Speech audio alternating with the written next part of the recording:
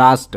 మీరు ఇంతకు ముందు నేను ఎక్స్ప్లెయిన్ చేసిన పార్ట్స్ ని ఇంకా చూడకపోతే ఆల్రెడీ ఆ వీడియోస్ నేను అప్లోడ్ చేశాను. అవి చూసి తర్వాత ఈ వీడియోని చూస్తే కథలో ఏం జరుగుతుంది, నేను మీకు ఏం చెప్తున్నానో పూర్తిగా అర్థమవుతుంది.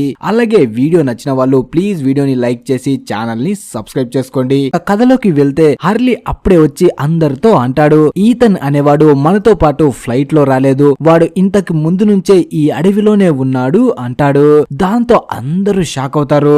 తర్వాత ఇక్కడ అడవిలో వెళ్తున్న క్లేర్ వాళ్ళ దగ్గరికి ఈథన్ వచ్చి వాళ్ళని ఆపుతాడు. అంటే ఇంతకు ముందు కూడా క్లేర్ పై అటాక్ జరిగింది కాబట్టి వీళ్ళు చాలా భయంతో ఉంటారు.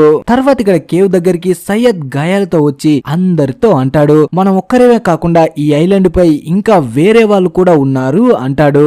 ఇదే టైంలో హర్లీ అందరితో మాటి మాటికి చెప్తూ ఉంటాడు, ఆ ఈథన్ అనేవాడే దొంగ నా కొడుకు, వాడిని పట్టుకుంటేనే అసలు ఇక్కడ ఏం జరుగుతుందో మనకు తెలుస్తుంది అంటాడు. అప్పుడే జేక్ అక్కడ ఉన్న వాళ్ళతో, మీరు ఈథన్ ని చూసారా, వాడు ఏ పని మీద బయటికి వెళ్ళాడు అంటాడు. అప్పుడే మైకిల్, ఈథన్ నేను బయట చూశాను, వాడు కర్రల్ని జమ చేస్తున్నాడు అంటాడు. అదే టైంలో చార్లీ గురించి కూడా అడుగుతాడు. దానికి మైకిల్, తను క్లేర్ వెంట వెళ్ళాడు అంటాడు. ఆ మాట వినగానే జేక్ ఇంకా జాన్ ఇద్దరు పరిగెట్టుకుంటూ క్లేర్ వాళ్ళ కోసం అడవిలోకి వెళ్తారు. అలా వాళ్ళు వెళ్లేసరికి వీళ్ళు అనుకున్నట్టే క్లేర్ నిజంగానే ప్రమాదంలో ఉంటుంది. అంటే వాళ్ళకి మధ్యలో క్లేర్ బ్యాగ్ దొరుకుతుంది. కానీ అక్కడ క్లేర్ గాని చార్లీ గాని ఇద్దరు కనిపించరు. అప్పుడే జేక్ వాళ్ళు బీచ్ దగ్గరికి వెళ్ళుంటారేమో అంటాడు. కానీ జాన్ అక్కడ మొత్తం పరిశీలించిన తర్వాత ఎవరో వాళ్ళని బలవంతంగా లాక్కెళ్ళినట్టు గుర్తులు కనిపిస్తాయి. దాంతో తను అంటాడు, వీళ్ళు బీచ్ దగ్గరికి వెళ్ళలేదు, ఎవరో వీళ్ళని బలవంతంగా ఇక్కడ నుంచి తీసుకువెళ్లారు అంటాడు. అలా జాన్ అక్కడ ఉన్న గుర్తుల్ని ఫాలో చేస్తూ ముందుకు వెతకడానికి వెళ్తుంటాడు. అప్పుడు జేక్, నీకేమైనా మైండ్ దొబ్బిందా, ఒక్క వ్యక్తి ఇద్దరిని ఎలా ఇక్కడ నుంచి తీసుకువెళ్తాడు, అలాగే క్లేర్ నార్మల్ కూడా కాదు, తను ప్రెగ్నెంట్ తో ఉంది, వాళ్ళని ఎలా తీసుకువెళ్తాడు అంటాడు. ఆ మాట వినగానే జాన్ కి కోపం వస్తుంది. నువ్వు తప్పుడు ప్రశ్న అడుగుతున్నావు, వాళ్ళని ఇక్కడ నుంచి ఎలా తీసుకువెళ్లారు కాదు, వాళ్ళని ఎందుకు తీసుకువెళ్లారని అడగాలి. అలాగే సయ్యద్ చెప్పింది నిజమే, ఇక్కడ మనమే కాకుండా వేరే వాళ్ళు కూడా ఉన్నారు, మనతో వచ్చిన వాళ్ళ గురించి మనం పూర్తిగా తెలుసుకోకపోవడమే మనం చేసిన మిస్టేక్ అంటాడు. కానీ జేక్ కి మాత్రం ఇదంతా కామెడీగా అనిపిస్తుంది. సయ్యద్ కి గాయాలయ్యి ఇప్పుడే వచ్చాడు, తను ఏదో మైకన్ లో మాట్లాడుతున్నాడు, అంతేకాని ఇక్కడ మనం కాకుండా ఎవరుంటారు అనుకుంటాడు. దానికి జాన్, చూడు జేక్, మనం చూసేదంతా నిజం కాదు, ఇప్పుడు మనం పక్కా ప్లాన్ ప్రకారం ముందుకు వెళ్ళాలి, అందుకే ఇప్పుడు మనం కేవ్ దగ్గరికి వెళ్లి అందరితో మాట్లాడి ఒక టీమ్ గా మారి ఈథన్ ని పట్టుకుంటేనే క్లేర్ ఇంకా చార్లీ మనకి దొరుకుతారు అంటాడు. కానీ జేక్ మాత్రం తన మాట అస్సలు వినడు. మనం ఇంటికి వెళ్లి స్నానం చేసి భోజనాలు చేసి వెతకడానికి వెళ్తే ఆలోపు వాళ్ళని ఏమైనా చేయొచ్చు కదా, అందుకే నాకంత టైం లేదు, వాళ్ళు ఎటు వెళ్లారో నాకు చెప్పు, నేను వెళ్లి వెతుకుతాను, నువ్వు తీరిగ్గా వెనక నుంచి రా అంటాడు. దానికి జాన్ వాళ్ళు వెళ్లిన దారిని చూపిస్తాడు. వెంటనే జేక్ అటువైపుగా పరిగెట్టుకుంటూ వెళ్లిపోతాడు. కానీ జాన్ మాత్రం తన వెంట వెళ్లకుండా తిరిగి కేవ్ దగ్గరికి వస్తాడు. అలా జాన్ కేట్ కి అంతా చెప్పి మొత్తం రెడీ చేసుకుని అక్కడ నుంచి చార్లీ వాళ్ళని వెతకడానికి బయలుదేరుతుంటాడు. అప్పుడే బూన్ కూడా వాళ్ళ వెంట రావడానికి బయలుదేరతాడు. కానీ షానన్ మాత్రం బూన్ ని వెళ్ళడానికి ఒప్పుకోదు. ఇక్కడ చాపర్ లేదు, సర్చ్ టీం లేదు, మీరు ఎలా వాళ్ళని వెతుకుతారు అంటుంది. కానీ జాన్ మామూలు వాడు కాదు, అడుగుల జాడలతో వాళ్ళు ఎటుపక్క వెళ్లారో కరెక్ట్ గా కనిపెట్టగలడు. అందుకే కేట్ ఇంకా బూన్ తనతో పాటు వెళ్ళడానికి రెడీ అవుతారు. అప్పుడు మైకిల్ కూడా వాళ్ళ వెంట రావాలి అనుకుంటాడు. కానీ జాన్ మాత్రం, నువ్వు వస్తే మేము ముందుకు వెళ్ళలేము, మా పని మొత్తం నాశనం అయిపోతుంది అంటాడు. అలా చెప్పి ముగ్గురు అక్కడి నుంచి వెళ్లిపోతాడు. మైకిల్ కి మాత్రం చాలా బాధేస్తుంది జాన్ అలా మొహం మీదనే చెప్పేయడంతో. కానీ జాన్ చెప్పింది కూడా నిజమే, ఇంతకు ముందు వాళ్ళు వేటకి మైకిల్ ని తీసుకువెళ్ళినప్పుడు కూడా తను తేడా చేయడంతో వీళ్ళ ప్రాణాలే పోయేవి, అందుకే మైకిల్ ని తీసుకువెళ్ళాడు. అప్పుడే మైకిల్, సరే నువ్వు తీసుకెళ్లావు కదా, నేను ఇప్పుడు వేరే టీం ని రెడీ చేసుకుని ఇంకొక పక్క నుంచి వెతకడానికి బయలుదేరతాను అంటాడు. దానికి జాన్, ఇదేదో బాగుందే, నువ్వు సౌత్ కు వెళ్ళు, నేను నార్త్ కు వెళ్తాను, ఇలా అయితే తొందరగా వాళ్ళు దొరికే వీలుంటుంది అంటాడు. తర్వాత మనకి జేక్ కనిపిస్తాడు. తను అడవిలో ఎవరో ఎంటపడ్డట్టు తెగ పరిగెడుతూ ఉంటాడు. అలా ఒక దగ్గరికి వచ్చి ఆగిపోతాడు. తనకి అడవిలో ఎలా వెళ్ళాలి, ఎలా వాళ్ళని కనిపెట్టాలనే స్కిల్స్ కూడా తెలీదు కాబట్టి తను ముందుకు వెళ్ళలేక అక్కడే ఆగిపోతాడు. ఆలోపే కేట్ ఇంకా జాన్ వాళ్ళు కూడా అక్కడికి వస్తారు. అప్పుడే జాన్ అంటాడు, నీకు ఎతకడం తెలీదు కాబట్టి అక్కడక్కడే తిరుగు తిరుగుతూ ఉండిపోయావు, అందుకే మా వెంటరా అందరం కలిసి వెతుకుదాం అంటాడు.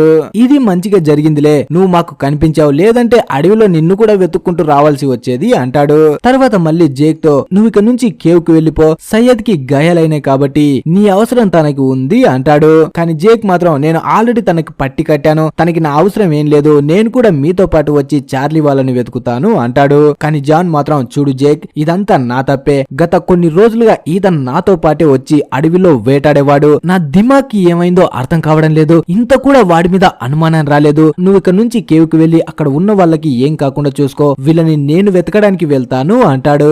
కానీ జేక్ కి మాత్రం అస్సలు ఇష్టం ఉండదు తను తిరిగి కేవ్ దగ్గరికి వెళ్ళాలని. అయినా సరే జాన్ మాత్రం మాటి మాటికి ఇక్కడ నుంచి వెళ్ళమని చెప్తుంటాడు. దానివల్ల ఇద్దరి మధ్య మాట పెరిగిపోతుంది. జాన్ ఫేస్ చూస్తే మనకి బాగా అర్థమవుతుంది, తను జేక్ ని వాళ్ళ వెంట తీసుకువెళ్ళొద్దు అనుకుంటాడు. కానీ జేక్ మాత్రం అతని మాటల్ని అస్సలు వినడు. అలా ముందుకు వెళ్తూ ఉంటే జేక్ కి జాన్ కి మధ్య గొడవ స్టార్ట్ అవుతుంది. జాన్ అక్కడ ఉన్న చెట్లకి గుర్తులు పెడుతూ ఉంటాడు, అలాగే అక్కడ ఉన్న వాళ్ళని రెస్ట్ తీసుకొని తర్వాత వెతుకుదాం అంటాడు. ఆ మాట వినగానే జేక్ కి పిచ్చ కోపం వస్తుంది. అసలు రెస్ట్ తీసుకోవాలని ఎలా అనిపిస్తుంది నీకు, అక్కడ మనుషులు కనపట్లేదు, వాళ్ళకి ఏమైందో అన్న టెన్షన్ ఉందా నీకు అంటాడు. కానీ జాన్ మాత్రం నువ్వేం చెప్పినా సరే నేను ఇప్పుడు ముందుకు వెళ్ళలేను అంటాడు. దాంతో జేక్ కి పిచ్చ కోపం వస్తుంది. అప్పుడే కేట్ జేక్ కి పక్కకి తీసుకువెళ్లి నువ్వు కోపాన్ని తగ్గించుకో, కోపంతో దేన్ని కనిపెట్టలేవు, వాళ్ళకి ఏమి అవ్వదులే, ఈ జాన్ తప్ప వేరే వాళ్ళు ఈ గుర్తుల్ని ఫాలో చేస్తూ వాళ్ళని కనిపెట్టడానికి మనకి హెల్ప్ చేయలేరు అంటుంది. దానికి జేక్ తప్పంతా నాదే కేట్, ఆల్రెడీ నాకు క్లియర్ చెప్పింది తనని ఎవరో చంపడానికి ట్రై చేస్తున్నారు అని, కానీ నేనే తన మాటని పట్టించుకోలేదు, ఇదంతా నీ భ్రమ అని చెప్పాను, ఒక్క మాట కూడా నేను సీరియస్ గా తీసుకోలేదు, పైగా తనకి నిద్ర పట్టడానికి టాబ్లెట్స్ కూడా ఇవ్వడానికి ట్రై చేశాను, ఒకవేళ నేను తన మాటల్ని నమ్మి ఉంటే ఇప్పుడు తనకి ఈ పరిస్థితి వచ్చేది కాదు అంటాడు.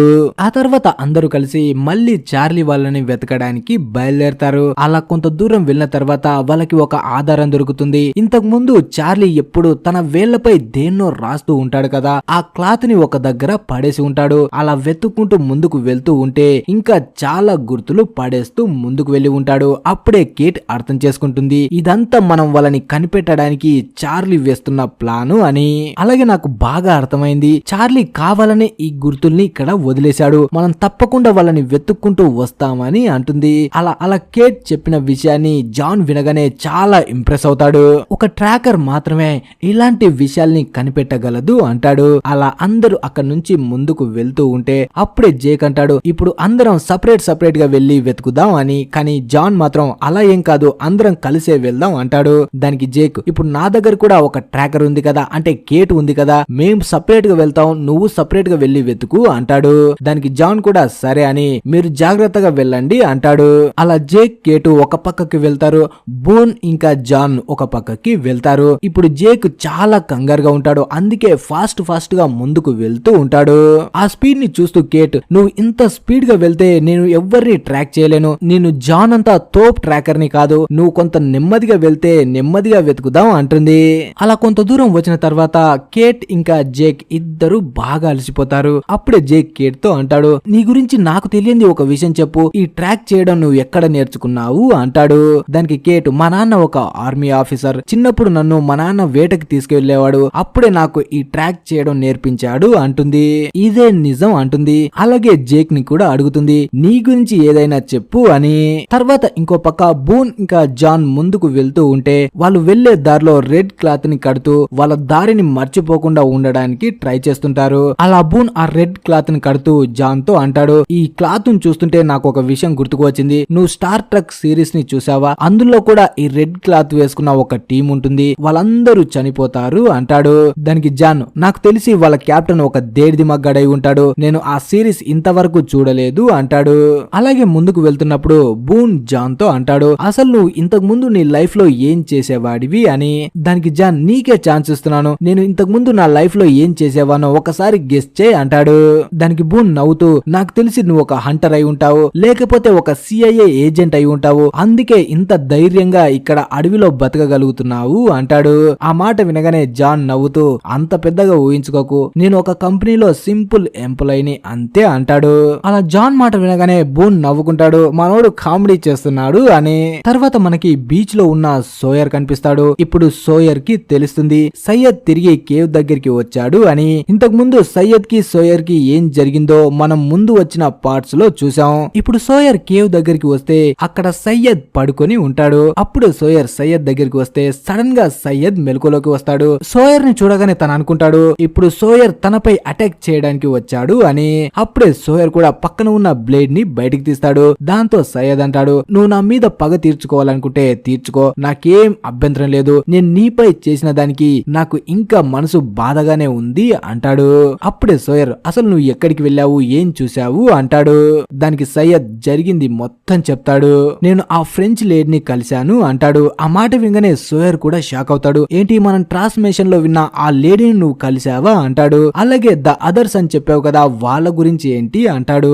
అప్పుడు సయ్యద్ తను నాకు చెప్పింది ఏంటంటే తను రీసెర్చ్ టీమ్ కి సంబంధించింది. 16 సంవత్సరాల క్రితం వాళ్ళు ఈ ఐలాండ్ పైకి వచ్చినప్పుడు వాళ్ళ టీమ్ లో ఉన్న అందరూ ఒక వైరస్ బారిన పడ్డారు. ఆ వైరస్ నుంచి తనని తాను అలాగే మిగతా వాళ్ళని కాపాడడం కోసం తన చేతులతో మొత్తం టీం ని చంపేశానని చెప్పింది. ఆ మాటలు విన్న సోయర్ అయితే నువ్వు తన మాటల్ని నమ్ముతున్నావా అంటాడు. దానికి సయ్యద్ నమ్ముతాను కానీ నమ్మలేను కూడా అంటాడు. కానీ నేను తిరిగి ఆ లేడీ దగ్గర నుంచి వస్తున్నప్పుడు మధ్యలో నేను కొన్ని వాయిస్లు విన్నాను. అలాగే అడవిలో నాకు దగ్గరలో ఎవరో ఉన్నట్టు అనిపించింది కానీ నేను దాన్ని ఎక్స్ప్లెయిన్ చేయలేకపోతున్నాను అంటాడు. అదంతా విని ఇక ఏమీ మాట్లాడకుండా అక్కడి నుంచి వెళ్లిపోతాడు.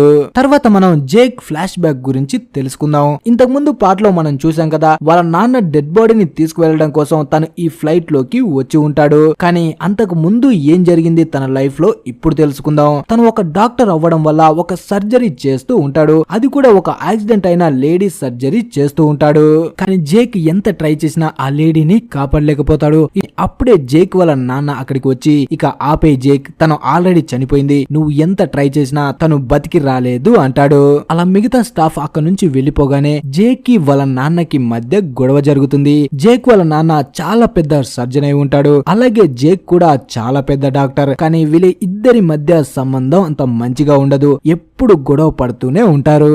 ఎందుకంటే వాళ్ళ నాన్నకి కొంచెం షార్ట్ టెంపర్. నిజానికి ఈ ఆపరేషన్ తనే చేయాలి కానీ తను టైం కి రాకపోవడంతో ఆ లేడీ ప్రాణాలు పోవడం తనకి ఇష్టం లేక జాకే ఆ ఆపరేషన్ చేయడానికి వస్తాడు. కానీ ఎంత ట్రై చేసినా జేక్ తనని కాపాడలేకపోతాడు. అప్పుడే జేక్ వాళ్ళ నాన్న క్రిష్ అక్కడికి వచ్చి నేను ఇక్కడికి వచ్చేంత వరకు నువ్వు నా కోసం వెయిట్ చేయాలి, అంతేకాని ఆపరేషన్ ఎలా చేయడానికి వెళ్తావు నువ్వు అంటాడు. దానికి జేక్ నాకు నీ మీద నమ్మకం లేదు, నువ్వు టైం కి రావు, అలాగే నువ్వు ఫుల్ గా మందుని తాగుతావు, అందుకే నీ మీద నమ్మకం లేదు, నువ్వు ఆపరేషన్ చేయడానికి వచ్చినా సరే తను చనిపోతుందని నేను తనని కాపాడడానికి ట్రై చేశాను అంటాడు. తర్వాత కొంతసేపటికి జేక్ ని వాళ్ళ నాన్న తన ఆఫీస్ లోకి పిలిచి ఒక పేపర్ ని తనకిచ్చి దానిపై సైన్ చేయమని అంటాడు. అదెందుకంటే ఆ లేడీ బ్లడ్ లాస్ వల్ల చనిపోయింది అని. అలాగే జేక్ తో అంటాడు నన్ను క్షమించరా, నేను ఎప్పుడు నీతో కోపంగానే ఉన్నాను, ప్రేమగా అస్సలు లేను, కానీ ఇలా ఉండడం కూడా నీకే మంచిదైంది, నువ్వు ఇప్పుడు నాకంటే పెద్ద గొప్ప డాక్టర్ గా మారిపోయావు అంటాడు. అలాగే నువ్వు ఇలా ఉండడానికి ఈ పొజిషన్ కి రావడానికి నేను చాలా కోల్పోవాల్సి వచ్చింది అంటాడు. దీనికి బదులుగా నువ్వు నాకు ఒక్కటే సహాయం చేయి, ఇప్పుడు జరిగే స్టాఫ్ మీటింగ్ లో నువ్వు నేను మందు తాగి హాస్పిటల్ కు వస్తానని ఎవ్వరికి చెప్పకూడదు అంటాడు. ఒకవేళ అందరి ముందు ఈ విషయాన్ని చెప్పావు అంటే వాళ్ళు నా లైసెన్స్ ని క్యాన్సిల్ చేస్తారు, ఇదే నా జీవితంగా బతుకుతున్నాను, నన్ను మాత్రం నాశనం చేయకురా అంటాడు. ఆ మాటలు మొత్తం విన్న తర్వాత జేక్ అక్కడ ఉన్న పేపర్ పై అప్పటికి మాత్రం సైన్ చేస్తాడు. కానీ జేక్ గురించి ఒక్క విషయాన్ని మనం అందరం బాగా గుర్తు పెట్టుకోవాలి, తనకి అబద్ధం అంటే అస్సలు నచ్చదు, తన కళ్ళ ముందు ఎవరైనా తప్పు చేస్తే అస్సలు సహించలేడు. అలా తర్వాత మీటింగ్ జరిగేటప్పుడు అక్కడ ఉన్న అందరూ డిసైడ్ అవుతారు ఆ లేడీ చనిపోవడానికి కారణం డాక్టర్స్ కాదు, తనకి బ్లడ్ బ్లీడింగ్ వల్ల చనిపోయింది అనుకుంటారు. అక్కడే జేక్ కూడా ఉంటాడు. ఇదంతా వింటూ ఉంటాడు. కానీ ఎప్పుడైతే ఆ చనిపోయిన లేడీ ప్రెగ్నెంట్ అని తనకి తెలుస్తుందో ఇంకా తనకి చాలా కోపం వస్తుంది. వాళ్ళ నాన్న మీద తనకి అసహ్యం వేస్తుంది. ఎందుకంటే ఈ విషయాన్ని తనకి చెప్పకుండా దాచిపెట్టాడు అని. అలా వెంటనే ఆ మీటింగ్ లో అందరి ముందు వాళ్ళ నాన్నకి వ్యతిరేకంగా చెప్తాడు. ఆ లేడీ చనిపోవడానికి మా నాన్ననే కారణం, తను చేయాల్సిన ఆపరేషన్ టైం కి రాకుండా మందు తాగి రావడం వల్ల నేను చేయాల్సి వచ్చింది, అందువల్ల తను చనిపోయింది అంటాడు. అలాగే మా నాన్న ఎప్పుడు మత్తులో ఉంటాడు అర్జున్ రెడ్డి లేక, తను ఇంకా వేరే పేషెంట్స్ ను కూడా ప్రాణాలతో కాపాడతాడని నాకు నమ్మకం లేదు అంటాడు. అలా వాళ్ళ నాన్న గురించి మొత్తం నిజం అందరికీ చెప్పడంతో ఆ టైంలో వాళ్ళ నాన్న జేక్ ని అలాగే చూస్తూ తన కళ్ళల్లోంచి నీళ్లు కారుతూ ఉంటాయి. అంటే తన కొడుకే తన జీవితాన్ని నాశనం చేశాడని బాధపడుతూ ఉంటాడు. నిజానికి వాళ్ళ నాన్న చేసింది కూడా తప్పే. ఫస్ట్ టైం మాట్లాడేటప్పుడే మొత్తం నిజాన్ని ఆ లేడీ చెల్లి ప్రెగ్నెంట్ అన్న విషయాన్ని జేక్ కి చెప్పేసి ఉంటే తను ఏదైనా వాళ్ళ నాన్న కోసం మంచి చేసేవాడేమో, కానీ అబద్ధం చెప్పాడని తనకి తెలియగానే వాళ్ళ నాన్నకు కూడా వ్యతిరేకంగా మాట్లాడి మొత్తం తన నుండి లాగేసుకున్నాడు. ఈ విషయం వల్లనే జేక్ ఇంకా వాళ్ళ నాన్న ఇద్దరు 6 నెలల వరకు మాట్లాడుకోరు. అలాగే జేక్ వాళ్ళ నాన్న ఇంటిని వదిలి వెళ్లిపోతాడు.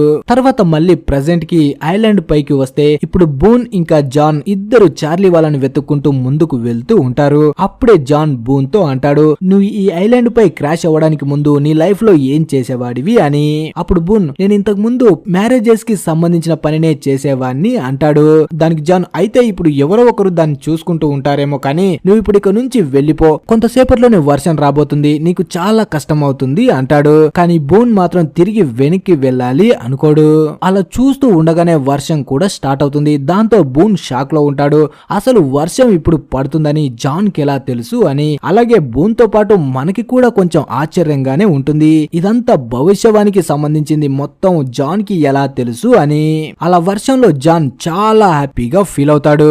ఇక ఇప్పటి నుంచే బూన్ జాన్ ని తన గురువుగా అనుకుంటాడు. తర్వాత ఇక్కడ కేట్ ఇంకా జేక్ కూడా వర్షంలో ముందుకు వెళ్తూ ఉంటారు. కానీ ఒక దగ్గర సడన్ గా కాల్ స్లిప్ అయ్యి జేక్ కేట్ కి దూరంగా పడిపోతాడు. అలా తను ఒక దగ్గర పడిపోగానే తన ముందుకి ఈతను వచ్చి జేక్ ని కొడుతూ, నువ్వు నన్ను ఫాలో చేసి వచ్చావంటే వాళ్ళలో ఒకరిని ఖచ్చితంగా చంపేస్తాను అంటాడు. అలాగే ఇప్పుడు ఈతన్ జేక్ పై కాలు పెట్టి వార్నింగ్ ఇస్తూ ఉంటాడు. దాంతో జేక్ కూడా కోపం వచ్చి తనపై అటాక్ చేయడానికి ట్రై చేస్తాడు. కానీ ఈతన్ చాలా బలంగా ఉంటాడు. అందుకే జేక్ ని పిచ్చ కొట్టుడు కొట్టి స్పృహ తప్పేలా చేస్తాడు. అలా జేక్ కింద పడిపోగానే ఈతన్ అక్కడి నుంచి వెళ్లిపోతాడు. కొంతసేపటి తర్వాత కేట్ జేక్ దగ్గరికి వచ్చి తనని మెలకువలోకి తీసుకురావడానికి ట్రై చేస్తుంది. అలా జేక్ మెలకువలోకి రాగానే, నా కొడుకు నా కళ్ళ ముందే ఉన్నాడు, నాపై అటాక్ చేశాడు, కానీ నేను వాడిని పట్టుకోలేకపోయాను అంటాడు. అలా జేక్ మళ్ళీ పైకి లేచి ఈతన్ కోసం వెతుక్కుంటూ బయలుదేరుతూ ఉంటాడు. ఇప్పుడు తను చాలా కోపంలో ఉంటాడు. కానీ తనకి గాయాలవ్వడం వల్ల కేట్ తనని ఆపి, ఇప్పుడు నీకు ట్రీట్మెంట్ అవసరం, నువ్వు రెస్ట్ తీసుకోవాలి అంటుంది. అలాగే వర్షం పడడం వల్ల వాళ్ళు వెళ్లిన గుర్తులు కూడా మొత్తం నాశనం అయిపోయాయి. ఇప్పుడు మనం వాళ్ళని కనిపెట్టలేము, అందుకే మనం తిరిగి కేవ్ దగ్గరికి వెళ్లిపోవాలి అంటుంది. కానీ జేక్ మాత్రం తన మాటలు అస్సలు వినకుండా అక్కడి నుంచి ముందుకు బయలుదేరతాడు. ఇక కేట్ చేసేదేం లేక జేక్ వెనకే తను కూడా వస్తుంది. అలా కొంత దూరం ఇద్దరు ముందుకు వెళ్ళిన తర్వాత వీళ్ళకి ఒక చెట్టుకి వేలాడుతున్న చార్లీ కనిపిస్తాడు. దాంతో ఇద్దరు పరిగెట్టుకుంటూ వెళ్లి తనని చెట్టుపై నుంచి కిందకి తీస్తారు. ఇప్పుడు చార్లీకి ఊపిరాడదు. దాంతో జేక్ తనకి సిపిఆర్ ఇవ్వడానికి చాలా ట్రై చేస్తూ ఉంటాడు. కానీ కేట్ అర్థం చేసుకుంటుంది చార్లీ ఆల్రెడీ చనిపోయాడు అని. దాంతో తను చాలా ఏడుస్తుంది. అలాగే జేక్ ని కూడా ఆపడానికి ట్రై చేస్తుంది. తను ఆల్రెడీ చనిపోయాడు, నువ్వు ఎంత ట్రై చేసినా బతకలేడు అని. కానీ జేక్ తన మాట వినకుండా తనకి సిపిఆర్ ఇస్తూనే చార్లీ నువ్వు బతకాలి అని గట్టి గట్టిగా అరుస్తూ ఉంటాడు. అలాగే తన చేత్తో చార్లీ గుండెలపై గట్టి గట్టిగా గుద్దుతూ ఉంటాడు. ఎందుకంటే తనని అక్కడ వేలాడదీసి కొంతసేపే అవుతుంది. తను మళ్ళీ బతికే అవకాశం ఉందని ఒక డాక్టర్ గా తనకి బాగా తెలుసు కాబట్టి. అలా కొంతసేపు గట్టి గట్టిగా తన గుండెపై కొట్టిన తర్వాత సడన్ గా చార్లీ ఊపిరి తీసుకుంటాడు.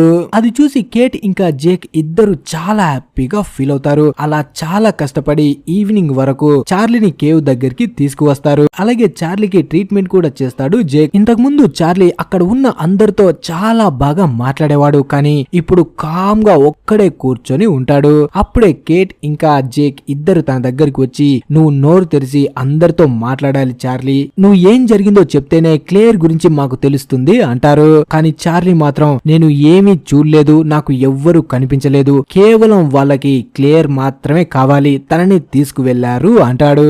అప్పుడే వీళ్ళని వెతుక్కుంటూ వెళ్లిన మైకిల్ వాళ్ళు కూడా వస్తారు. కానీ బూన్ ఇంకా జాన్ మాత్రం రారు. దాంతో షానన్ చాలా ఫీల్ అవుతుంది. అప్పుడే కేట్ తన దగ్గరకు వచ్చి, నువ్వు ఏం కంగారు పడకు, బూన్ కి ఏమీ అవ్వదు, తను గొప్ప వేటగాడైన జాన్ దగ్గర ఉన్నాడు అంటుంది. తర్వాత మనకి జాన్ ఇంకా బూన్ కనిపిస్తారు. ఇప్పుడు రాత్రి అయినా సరే వీళ్ళు ముందుకు వెతుక్కుంటూ వెళ్తూ ఉంటారు. అప్పుడే బూన్ జాన్ తో అంటాడు, మనం అడుగు జాడల్ని ఫాలో అవ్వట్లేదు, మరి దేన్ని వెతుక్కుంటూ ముందుకు వెళ్తున్నాము అంటాడు. ఇంకా కొంత ముందుకు వెళ్తే మనకు ప్రమాదం జరగొచ్చు, మనం తిరిగి కేవ్ దగ్గరికి వెళ్లిపోవాలనుకుంటా అంటాడు. అప్పుడే ఇక జాన్ తను ఒక్కడే ముందుకు వెళ్లి బూన్ ను తిరిగి కేవ్ దగ్గరికి పంపించాలని తన దగ్గర ఉన్న టార్చ్ ని బూన్ దగ్గరికి విసురుతాడు. అప్పుడే టార్చ్ పక్కన పడిపోతుంది. అలా టార్చ్ ఎక్కడైతే పడిపోతుందో అక్కడ మొత్తం మెటల్ ఉంటుంది. ఆ మెటల్ ని చూసి జాన్ ఇంకా బూన్ ఇద్దరు షాక్ అవుతారు. అప్పుడే బూన్ అంటాడు, మనం వచ్చిన ప్లేన్ కి సంబంధించిన ఒక భాగం మీద అయి ఉండొచ్చు అంటాడు. కానీ జాన్ మాత్రం అదేంటో మనమే తెలుసుకుందామని ఇద్దరు కలిసి దానిపైన ఉన్న మొత్తం మట్టిని తీస్తారు. అలా మొత్తం మట్టిని తీసిన తర్వాత వీళ్ళకి అనిపిస్తుంది ఇది ప్లేన్ కి సంబంధించిన భాగం కాదు, దీన్ని ఎవరో ఇక్కడ తయారు చేశారు అని. తర్వాత మనకి కేట్ కనిపిస్తుంది. తను ఇప్పుడు ఒక పెద్ద చెట్టుని ఎక్కుతూ ఉంటుంది. అలా కొంతసేపటి తర్వాత చెట్టుపై నుంచి కిందకి వచ్చి వాటర్ తాగుతూ ఉంటే సడన్ గా తనకి అడవిలో నుంచి వింత వాయిస్ వినిపిస్తుంది. ఆ వాయిస్ ను చూసి తను కొంచెం కంగారు పడుతుంది. కానీ మళ్ళీ అక్కడ ఉన్న ఒక రాయిని తీసుకొని ఆ వాయిస్ వచ్చిన వైపు విసురుతుంది. దాంతో అక్కడ పెద్దగా అరుపు వినిపిస్తుంది. కానీ అక్కడ అరిచింది ఎవరో కాదు, సోయర్ అయి ఉంటాడు. అప్పుడే సోయర్ ఆ చెట్ల లోపల నుంచి కేట్ ముందుకి వస్తాడు.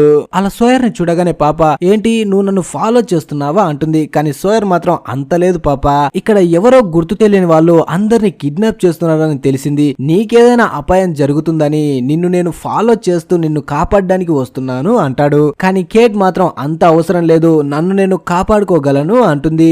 దాంతో సోయర్ కూడా అంటాడు అది నేను చూస్తేనే తెలుస్తుందిలే నిన్ను నువ్వు కాపాడుకోగలవు అని. అలా ఇద్దరు మాట్లాడుకుంటూ ముందుకు వెళ్తూ ఉంటే సడన్ గా కేట్ కి ఏదో సౌండ్ వినిపిస్తుంది. దాంతో సోయర్ ని కామ్ గా ఉండమని చెప్పి ఆ సౌండ్ ఏంటని వింటూ ముందుకు రాగానే వాళ్ళ ముందు ఒక వాటర్ ఫాల్ కనిపిస్తుంది. దాన్ని చూసి ఇద్దరు హ్యాపీగా ఫీల్ అవుతారు. అప్పుడే సోయర్ ఒక్క క్షణం కూడా ఆలోచించకుండా మొత్తం గుడ్డలన్నీ ఇప్పేసి ఇక దాంట్లో దూకి జలకలాడడానికి వెళ్తుంటాడు. అలాగే కేట్ తో కూడా అడుగుతాడు ఏంటి నువ్వు రావా నాతో పాటు, ఇక్కడ మన ఆనందాన్ని కూడా తీర్చుకునే స్వేచ్ఛ లేదా మనకు అంటాడు.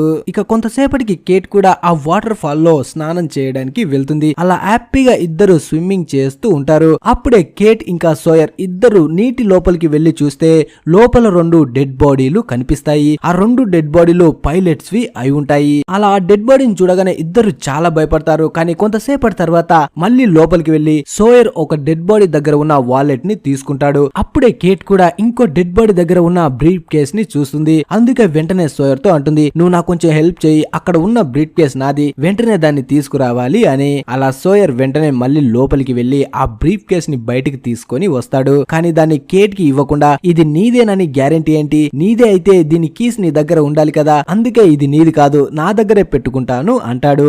దానికి కేట్ అవునా అయితే నీ దగ్గరే పెట్టుకో అంటుంది. అలా కేట్ అనగానే సోయర్ కి కొంచెం డౌట్ వస్తుంది, నిజంగానే పాప దేన్నో దాస్తుంది అని.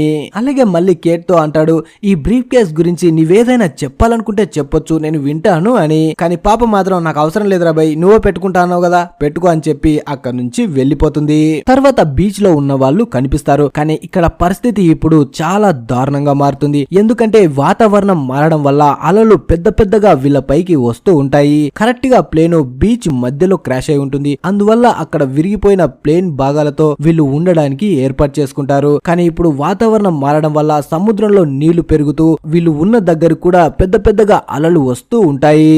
ఆ అలల కారణంగా వీళ్ళ సామాన్ కూడా మొత్తం తడిసిపోతుంటాయి. అప్పుడే సయద్ అంటాడు ఇది విచిత్రంగా ఉంది, ఇంత స్పీడ్ గా వాతావరణం చేంజ్ అయ్యి అలలు పెద్ద పెద్దగా రావడం ఏంటి, నాకేం అర్థం కావడం లేదు అంటాడు.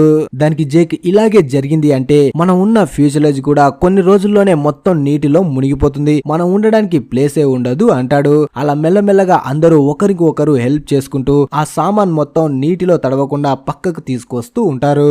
అప్పుడే జేక్ మళ్ళీ సయద్ తో అంటాడు నువ్వు నన్ను ఆ ఫ్రెంచ్ లేడీ దగ్గరికి తీసుకువెళ్ళు, నేను ద అదర్స్ గురించి తెలుసుకుంటాను, అప్పుడే మనం ఇక్కడ నుంచి బయటపడడానికి ఏదైనా మార్గం దొరకొచ్చు అంటాడు. కానీ సయద్ మాత్రం ఇది పిచ్చి పని జేక్, నేను ఆల్రెడీ ఆ లేడీని కలిశాను, 18 సంవత్సరాలుగా తను ఇక్కడే ఉండడం వల్ల పిచ్చి పట్టినట్టు అయిపోయింది, తను మనం బయటికి వెళ్ళడానికి హెల్ప్ చేయదు, కానీ నేను అక్కడ నుంచి మనం బయటపడడానికి కావాల్సిన మ్యాప్స్ ని తీసుకువచ్చాను, వాటి సహాయంతో మనం ఇక్కడ నుంచి తప్పించుకోవచ్చు అంటాడు. కానీ ఇక్కడ మనకు వచ్చిన సమస్య ఏంటంటే ఆ మ్యాప్స్ మొత్తం ఫ్రెంచ్ లో ఉన్నాయి, ఫ్రెంచ్ మనకు అర్థం కాదు కదా అంటాడు. అప్పుడే ఇద్దరికి గుర్తుకు వస్తుంది షానన్ కి ఫ్రెంచ్ వచ్చు కదా, తనకి చూపిస్తే తెలుస్తుంది అనుకుంటారు. అప్పుడే మనకి షానన్ కనిపిస్తుంది, తను ఒక దగ్గర కూర్చొని ఉంటుంది. అంతలో బూన్ తన దగ్గరికి వస్తాడు. ఇప్పుడు మళ్ళీ తను జాన్ తో కలిసి అడవిలోకి వెళ్ళబోతూ ఉంటాడు. అప్పుడే షానన్ అంటుంది ఏంటి జాన్ నీ కొత్త బాయ్ ఫ్రెండా, ఎప్పుడు నువ్వు తనతో పాటు అడవిలోకి ఎందుకు వెళ్తావు అంటుంది. అప్పుడు బూన్ చూడు క్లియర్ కనపడకుండా పోయిందని నాకు తోచినంత సహాయం నేను చేస్తున్నాను, ఒకవేళ తను దొరికితే నేను కూడా దాంట్లో భాగమయ్యానని హ్యాపీగా ఫీల్ అవుతాను, ఇక్కడ ఉన్న ప్రతి ఒక్కరు ఏదో పని చేస్తున్నారు అందుకే నేను కూడా వెతకడానికి వెళ్తున్నాను, నువ్వే ఏమి పని చేయకుండా ఇలా ఖాళీగా కూర్చున్నావు అంటాడు. బూన్ అలా అనగానే పాప చాలా ఫీల్ అవుతుంది. తర్వాత నైట్ కి కేట్ కనిపిస్తుంది. తను ఎలాగైనా సరే ఆ బ్రీఫ్ కేస్ తీసుకోవాలని నైట్ సోయర్ పడుకున్నప్పుడు తన టెంట్ దగ్గరికి వస్తుంది. కానీ సోయర్ అంత తెలివి తక్కువవాడు కాదు, ఆ బ్రీఫ్ కేస్ ని ఎవరు తీసుకోకుండా తన కాళ్ళ మధ్యలో పెట్టుకుని పడుకొని ఉంటాడు. అలా కేట్ ఆ బ్రీఫ్ కేస్ ని పట్టుకొని లాగగానే సడన్ గా సోయర్ మెలకువలోకి వచ్చి కేట్ ని పట్టుకుంటాడు. అంటాడు. అలాగే పాపని ఫ్లడ్ చేయడానికి కూడా ట్రై చేస్తాడు. కానీ కేట్ మాత్రం ఎలాగోలా విడిపించుకుంటుంది. అప్పుడే సోయర్, నువ్వు నాకు ఎందుకు చెప్పడం లేదు, అసలు ఈ బ్రీఫ్ కేసులో ఏం దాచిపెట్టావు అంటాడు. కానీ కేట్ మాత్రం వాడితో ఏమీ చెప్పకుండా అక్కడ నుంచి వెళ్లిపోతుంది. తర్వాత మార్నింగ్ సయ్యద్ షానన్ దగ్గరికి వచ్చి, నా దగ్గర కొన్ని పేపర్స్ ఉన్నాయి కానీ అవి ఫ్రెంచ్ లో ఉన్నాయి, వాటిని మొత్తం ట్రాన్స్లేట్ చేసి నాకు చెప్తావా అంటాడు. ఆ మాటలు వినగానే షానన్ అనుకుంటుంది వీన్ని ఖచ్చితంగా బూనే పంపించి ఉంటాడు అని. కానీ సయ్యద్ మాత్రం, నన్ను ఎవ్వరూ పంపించలేదు, నేను ఫ్రెంచ్ లేడీ దగ్గర నుంచి ఆ పేపర్స్ తీసుకువచ్చాను, వాటిని నువ్వు చూసి అర్థమయ్యేలా మాకు ఎక్స్ప్లెయిన్ చేసావు అంటే ఇక్కడ ఉన్న వాళ్ళ అందరూ ప్రాణాలతో బయటపడడానికి నువ్వే హెల్ప్ చేసిన దానివి అవుతావు అంటాడు. అప్పుడు షానన్, అంత పర్ఫెక్ట్ గా నాకు ఫ్రెంచ్ రాదు అంటుంది. కానీ తనకి హెల్ప్ చేసిందా లేదా అనేది మనం ముందు ముందు తెలుసుకుందాం. తర్వాత సోయర్ కనిపిస్తాడు. తనకిప్పుడు ఆ బ్రీఫ్ కేసులో ఏముంది, కేట్ తన నుంచి ఏం దాస్తుందో తెలుసుకోవాలని ఉంటుంది. అందుకే చాటుగా ఆ బ్రీఫ్ కేస్ ని తెరవడానికి చాలా ట్రై చేస్తూ ఉంటాడు. కానీ ఎంత ట్రై చేసినా అస్సలు అది ఓపెన్ అవ్వదు. అప్పుడే మైకిల్ ఇంకా హర్లీ మనోడు దాంతో కుస్తీ పడ్డం చూసి చాలా నవ్వుకుంటారు. నీ వల్ల కాదురా అబ్బాయి, అస్సలు నువ్వు దాన్ని ఓపెన్ చేయలేవు అంటారు. అప్పుడే మైకిల్ ఇంకో సలహా కూడా ఇస్తాడు. నువ్వు దీనిపై ఫిజిక్స్ ని అప్లై చేయాలి, అంటే లాక్ పై ఒత్తిడి చేస్తే అది ఓపెన్ అవ్వచ్చు అంటాడు. దాంతో సోయర్ ఎవ్వరు లేనప్పుడు అడవిలోకి వెళ్లి ఒక రాయికి ఆ బ్రీఫ్ కేస్ ని కొడుతూ దాన్ని ఓపెన్ చేయడానికి ట్రై చేస్తాడు. కానీ ఎంత ట్రై చేసినా అది మాత్రం ఓపెన్ అవ్వదు. దాంతో మనోడు పక్కన ఉన్న పెద్ద చెట్టుపైకి ఎక్కి పైనుంచి కిందకి విసిరేస్తాడు. అయినా కూడా అది ఓపెన్ అవ్వదు. అప్పుడు సోయర్ కి పిచ్చ కోపం వస్తుంది. ఫిజిక్స్ లేదు, తొక్క లేదు, అసలు ఇది ఓపెన్ అవ్వనప్పుడు ఆ ఫిజిక్స్ తీసి ఎక్కడ పెట్టుకోవాలని గట్టి గట్టిగా అరుస్తూ ఉంటాడు. ఇలా మనోడు కష్టపడ్డం కేట్ దూరం నుంచి చూస్తూ ఉంటుంది. అప్పుడు సోయర్ పై నుంచి బ్రీఫ్ కేస్ ని కిందకి విసిరేగానే కేట్ అక్కడికి పరిగెట్టుకుంటూ వచ్చి ఆ బ్రీఫ్ కేస్ ని తీసుకొని అక్కడి నుంచి పారిపోతుంది. కానీ అంత తేలిగ్గా సోయర్ వదిలిపెట్టాడు. పరిగెత్తుకుంటూ తన వెనకే వచ్చి కేట్ నుంచి మళ్ళీ ఆ బ్రీఫ్ కేస్ ని లాక్కుంటాడు. కేట్ దాన్ని తీసుకోవడానికి చాలా ట్రై చేస్తుంది కానీ తన వల్ల అవ్వదు. అప్పుడే సోయర్ అంటాడు, చూడు స్వీట్ హార్ట్, నువ్వు దీని గురించి ఎంత ఎక్కువ తీసుకోవడానికి ప్రయత్నిస్తూ ఉంటే నాలో క్యూరియాసిటీ అంత పెరిగిపోతుంది, అసలు దీంట్లో ఏముందో చెప్తే నేనే నీకు ఇచ్చేస్తాను కదా అంటాడు. కానీ కేట్ మాత్రం ఏమీ చెప్పకుండా అక్కడి నుంచి వెళ్లిపోతుంది. తర్వాత బీచ్ లో ఉన్న సయ్యద్ కనిపిస్తాడు. ఇప్పుడు సయ్యద్ దగ్గరికి షానన్ కూడా వచ్చి ఆ ఫ్రెంచ్ లో ఉన్న పేపర్స్ ని మొత్తం చూస్తూ ఉంటుంది. షానన్ కి చాలా పొగరు కాబట్టి తను ఎవ్వరికి హెల్ప్ చేయదు. కానీ ఇప్పుడు సయ్యద్ కి హెల్ప్ చేయడానికి వస్తుంది. అలా మ్యాప్ ను మొత్తం చూస్తూ అందులో ఉన్న వాటి గురించి చెప్తూ ఉంటుంది. మెటల్ అంటుంది, వైర్స్ అంటుంది, ఏదేదో చెప్తూ ఉంటుంది. కానీ ఒక్క ముక్క కూడా సయ్యద్ కి అర్థం కాదు. అప్పుడే సయ్యద్ అనుకుంటాడు పాప అబద్ధం చెబుతుంది అని. అదంతా వింటూ సయ్యద్ కి ఏమీ అర్థం కాదు. అప్పుడే మళ్ళీ షానన్ తో అంటాడు, వీటిలో ఏదో తిరకాసుంది కానీ నాకు ఏమీ అర్థం కావడం లేదు అని. దానికి షానన్, మరి నన్నేం చేయమంటావు, 18 సంవత్సరాల క్రితం అడవిలో ఇరుకుపోయి పిచ్చిదానిలో ఉన్న ఒక లేడీ దగ్గర ఉన్న మ్యాప్ ను తీసుకువచ్చి దాన్ని చెప్పమని చెప్తే ఇలాగే ఉంటుంది అంటుంది. అలా కోపంతో షానన్ అక్కడి నుంచి వెళ్లిపోతుంది. తర్వాత మనకి చార్లీ కనిపిస్తాడు. తను ఏ పని చేయకుండా కామ్ గా బీచ్ లో కూర్చొని దేని గురించో ఆలోచిస్తూ ఉంటాడు. అప్పుడే రోజ్ తన దగ్గరికి వచ్చి తనతో మాట్లాడడానికి ట్రై చేస్తుంది. కానీ రోజ్ ఎంత మాట్లాడినా మనోడు మాత్రం అస్సలు సమాధానం చెప్పడు. దాంతో రోజ్ అంటుంది, ఓ నీకేదో అన్యాయం జరిగింది కదా, అందుకే ఇంత కామ్ గా కూర్చున్నావు, ఒకసారి చుట్టూ చూడు, ఇక్కడ ఉన్న ప్రతి ఒక్కరి లైఫ్ లో ఏదో ఒక అన్యాయం జరిగింది, అంతేకాని పిక్నిక్ కోసం ఎవ్వరూ ఇక్కడికి రాలేదు, కానీ అంతా మర్చిపోయి ఒకరికి ఒకరు హెల్ప్ చేసుకుంటున్నారు అంటుంది. ఆ మాటలు వినగానే చార్లీ కూడా పైకి లేచి రోజ్ కి హెల్ప్ చేస్తూ ఉంటాడు. ఎందుకంటే మనోడు మంచోడు కాబట్టి. అప్పుడే చార్లీ నవ్వుతున్న రోజ్ ను చూసి, మనం ఇక్కడ ఇరుక్కుపోయాం, మనని కాపాడడానికి ఎవరు రారని తెలిసినా కూడా నువ్వు ఇంత హ్యాపీగా ఉన్నావు, అలాగే మనని ఎవరో ఈ అడవిలో ఉన్న వాళ్ళే చంపడానికి కూడా ట్రై చేస్తున్నారు, అదేది నీకు పట్టడం లేదా అంటాడు. అప్పుడు రోజ్, చూడు చార్లీ, క్లియర్ విషయంలో నీ తప్పేం లేదు, నువ్వు తనని కాపాడడానికి చాలా ట్రై చేసావు, నువ్వు చావు అంచుల దాకా కూడా వెళ్లి వచ్చావు, అలాంటప్పుడు నిన్ను నువ్వు దోషిగా చూసుకోవడం మానేసేయి అంటాడు. ఆ మాటలు వినగానే చార్లీ అప్పుడే ఏడవడం స్టార్ట్ చేస్తాడు. తర్వాత కేవ్ లో ఉన్న జేక్ దగ్గరికి కేట్ వచ్చి, మనందరం ప్రమాదంలో పడబోతున్నాం, నాకు నీ హెల్ప్ కావాలి అంటుంది. అప్పుడు జేక్, మనం అందరమా లేకపోతే నువ్వు ప్రమాదంలో పడ్డావా అంటాడు. అప్పుడు కేట్, చూడు జేక్, నా గురించి నీకు మొత్తం తెలుసు, ప్లేన్ క్రాష్ అవ్వడానికి ముందు నాతో ఒక బ్రీఫ్ కేస్ ఉండేది, కానీ క్రాష్ అయిన తర్వాత అది ఎక్కడో పోయింది అంటుంది. దానికి జేక్, అసలు దాంట్లో ఏమున్నాయి అంటాడు. అప్పుడు కేట్, అందులో కొన్ని పైసలు, నా పర్సనల్ సామాను, ఇంకా గన్, కొన్ని బుల్లెట్స్ ఉన్నాయి అంటుంది. అది విని జేక్, ఇప్పుడు ఆ బ్రీఫ్ కేసు ఎక్కడ ఉంది అంటాడు. దానికి కేట్, అది ఇప్పుడు సోయర్ దగ్గర ఉంది అంటుంది. దాంతో జేక్ అర్థం చేసుకుంటాడు, సోయర్ మెంటల్ నా కొడుకు, వాడికి ఈ గన్ దొరికింది అంటే దాని సహాయంతో వాడు ఏదైనా చేయొచ్చు అని. అప్పుడు జేక్, అసలు నా నుంచి నీకు ఏం కావాలి, నేను ఏ హెల్ప్ చేయగలను అంటాడు. అంటాడు. దానికి కేట్ ఆ బ్రీఫ్ కేస్ ని ఓపెన్ చేయడానికి ఒక కీ కావాలి, కానీ ఆ కీ నా దగ్గర లేదు. నిజానికి అది ఆ పోలీస్ ఆఫీసర్ వ్యాలెట్ లో ఉంది, కానీ ఆ పోలీస్ ఆఫీసర్ ప్రాణాలతో లేడు. అందరిని తగలబెట్టేశారు, కానీ ఆ పోలీస్ ఆఫీసర్ మాత్రం పూడ్చిపెట్టి ఉంటారు. అప్పుడే కేట్ జేక్ తో అంటుంది, నువ్వు ఆ పోలీస్ ఆఫీసర్ ని ఎక్కడ పూడ్చిపెట్టావు? మళ్ళీ ఆ బాడీని బయటికి తీస్తే తన వాలెట్ లో మనకి దాని కీ దొరుకుతుంది అంటుంది. దానికి జేక్ చిన్నగా నవ్వుతూ, నువ్వు నాతో అబద్ధం చెప్పలేవు పాప, నేను కూడా నీ వెంట వస్తాను. ఆ కీతో మనం ఇద్దరం కలిసి ఆ బ్రీఫ్ కేస్ ని ఓపెన్ చేద్దాం అంటాడు. దానికి కేట్ కూడా ఒప్పుకుంటుంది. అలా తర్వాత జేక్ కేట్ ని తీసుకొని ఎక్కడైతే ఆ పోలీస్ ఆఫీసర్ ని పూడ్చిపెట్టాడో అక్కడికి వస్తాడు. అక్కడికి రాగానే కేట్, నాకు ఒకటి అర్థం కావడం లేదు, మిగతా వాళ్ళలాగా ఈ ఆఫీసర్ ని కూడా ఎందుకు తగలబెట్టలేదు, ఇతన్ని ఎందుకు పూడ్చిపెట్టావు అంటుంది. దానికి మనోడు ఏమీ సమాధానం చెప్పడు, కానీ ఏదో ఒక కారణం మాత్రం ఉంటుంది. కానీ ఇప్పుడు ఆ కారణం లేకపోయినా సరే అవసరానికైతే వచ్చాడు కదా అన్నట్టు ఇద్దరు కలిసి ఆ డెడ్ బాడీని బయటికి తీయడానికి ట్రై చేస్తారు. ఆ బాడీని పూడ్చిపెట్టి కొన్ని రోజులు అయింది కాబట్టి బాగా స్మెల్ వస్తూ ఉంటుంది. అయినా కూడా ఏమి పట్టించుకోకుండా అతి కష్టం మీద ఆ డెడ్ బాడీ దగ్గర ఉన్న వాలెట్ ని తీసుకుంటారు. అలా కేట్ ఆ వాలెట్ ని ఓపెన్ చేయగానే అందులో చాలా పురుగులు ఉంటాయి. వాటిని చూసి పాప చాలా భయపడి ఆ వాలెట్ ని విసిరేస్తుంది.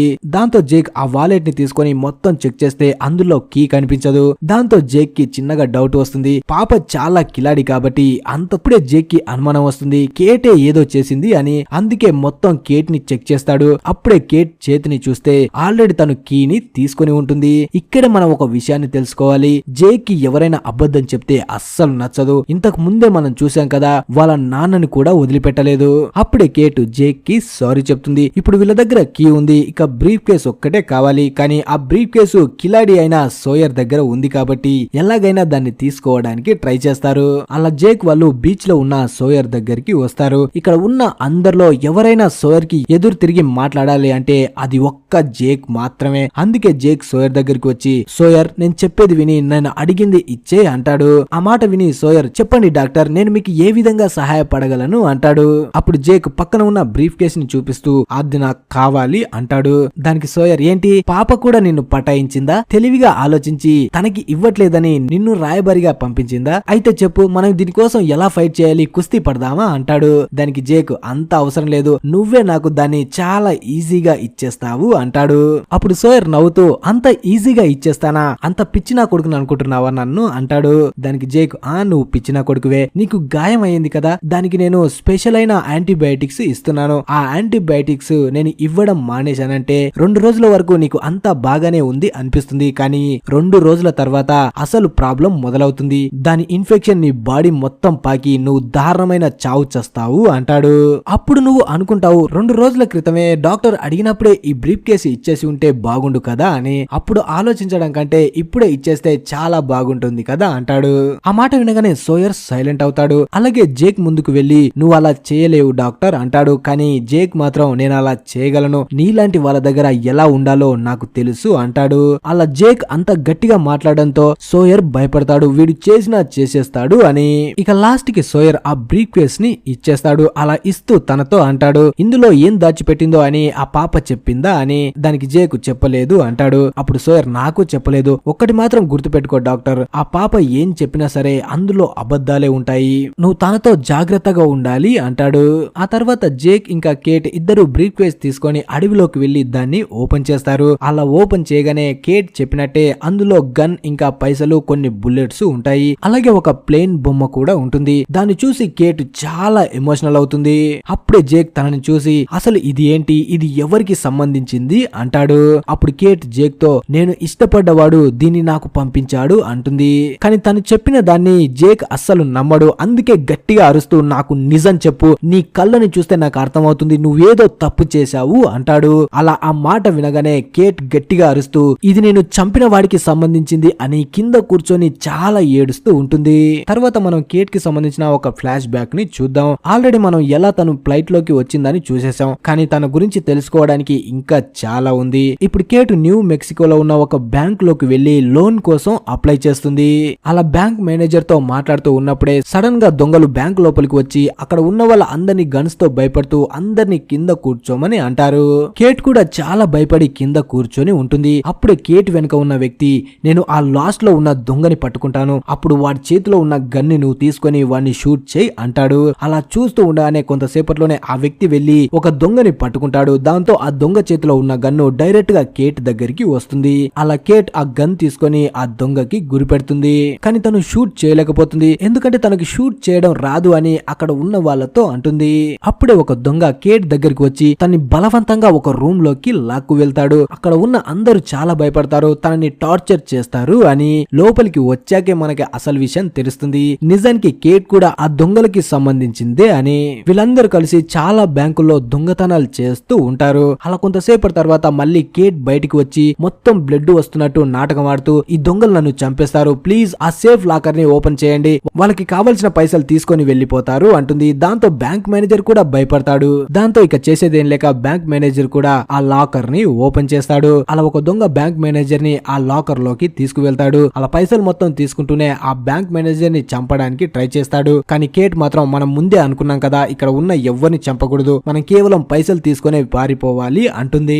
అప్పుడే ఇక్కడ ఒక ట్విస్ట్ ఓపెన్ అవుతుంది. అదేంటంటే కేట్ తనతో పాటు వచ్చిన దొంగలందరినీ కాళ్లపై షూట్ చేసి అక్కడే కింద పడేలా చేస్తుంది. నిజానికి తను బ్యాంకులోకి వచ్చింది డబ్బుల కోసం కాదు, ఒక సేఫ్టీ డిపాజిట్ లాకర్ కోసం వచ్చి ఉంటుంది. అలాగే తను లోపలి వాళ్ళకి రావడానికి ఈ దొంగల్ని మొత్తం వాడుకొని ఉంటుంది.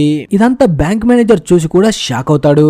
ఆ కింద పడ్డ దొంగలు మేఘన్ మేఘన్ అని కేట్ ని పిలుస్తూ ఉంటారు. కానీ కేట్ మాత్రం నా పేరు మేఘన్ కాదు అంటుంది. అసలు ఆ సేఫ్టీ డిపాజిట్ బాక్స్ కోసం కేట్ ఎందుకు వచ్చింది, అందులో పైసల కంటే ఖరీదైంది ఏం దాచిపెట్టి ఉంటుందో ముందు ముందు తెలుసుకోవాలి. పాప జీవితంలో పెద్ద పెద్ద ట్విస్టులు ఉన్నాయి, వాటిని తెలుసుకోవాలంటే మనం ఇంకా కొన్ని రోజులు ఆగాల్సిందే. ఆ తర్వాత మళ్ళీ మనకి ఐలాండ్ ని చూపిస్తారు. ఇప్పుడు బీచ్ లో ఉన్న అందరూ ఆ పెద్ద పెద్ద అలల కారణంగా ఇంకా కొంత దూరం ముందుకు వచ్చి అక్కడ వాళ్ళ క్యాంప్ ని రెడీ చేసుకుంటూ ఉంటారు.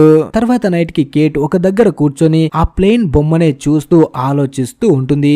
జేక్ తనని చూస్తాడు కానీ తన దగ్గరికి మాత్రం అస్సలు వెళ్ళడు. తర్వాత షానన్ సయ్యద్ దగ్గరికి వెళ్లి, నేను ఫ్రాన్స్ లో ఒకరి దగ్గర ఉన్నాను, వాళ్ళకి ఒక కొడుకు కూడా ఉన్నాడు, తను ప్రతిరోజు ఒక కార్టూన్ మూవీ చూస్తాడు, లాస్ట్ లో ఒక పాట కూడా పాడతాడు, ఆ సాంగ్ మొత్తం ఫ్రెంచ్ లో ఉంటుంది కానీ చాలా బాగుంటుంది అంటుంది. ఇంతవరకు వీళ్ళు ఐలాండ్ పైకి వచ్చి 3 వారాలు గడిచిపోతుంది. అయినా కూడా వీళ్ళని కాపాడడానికి, వీళ్ళు బయట పడ్డానికి ఎలాంటి దారి ఉండదు.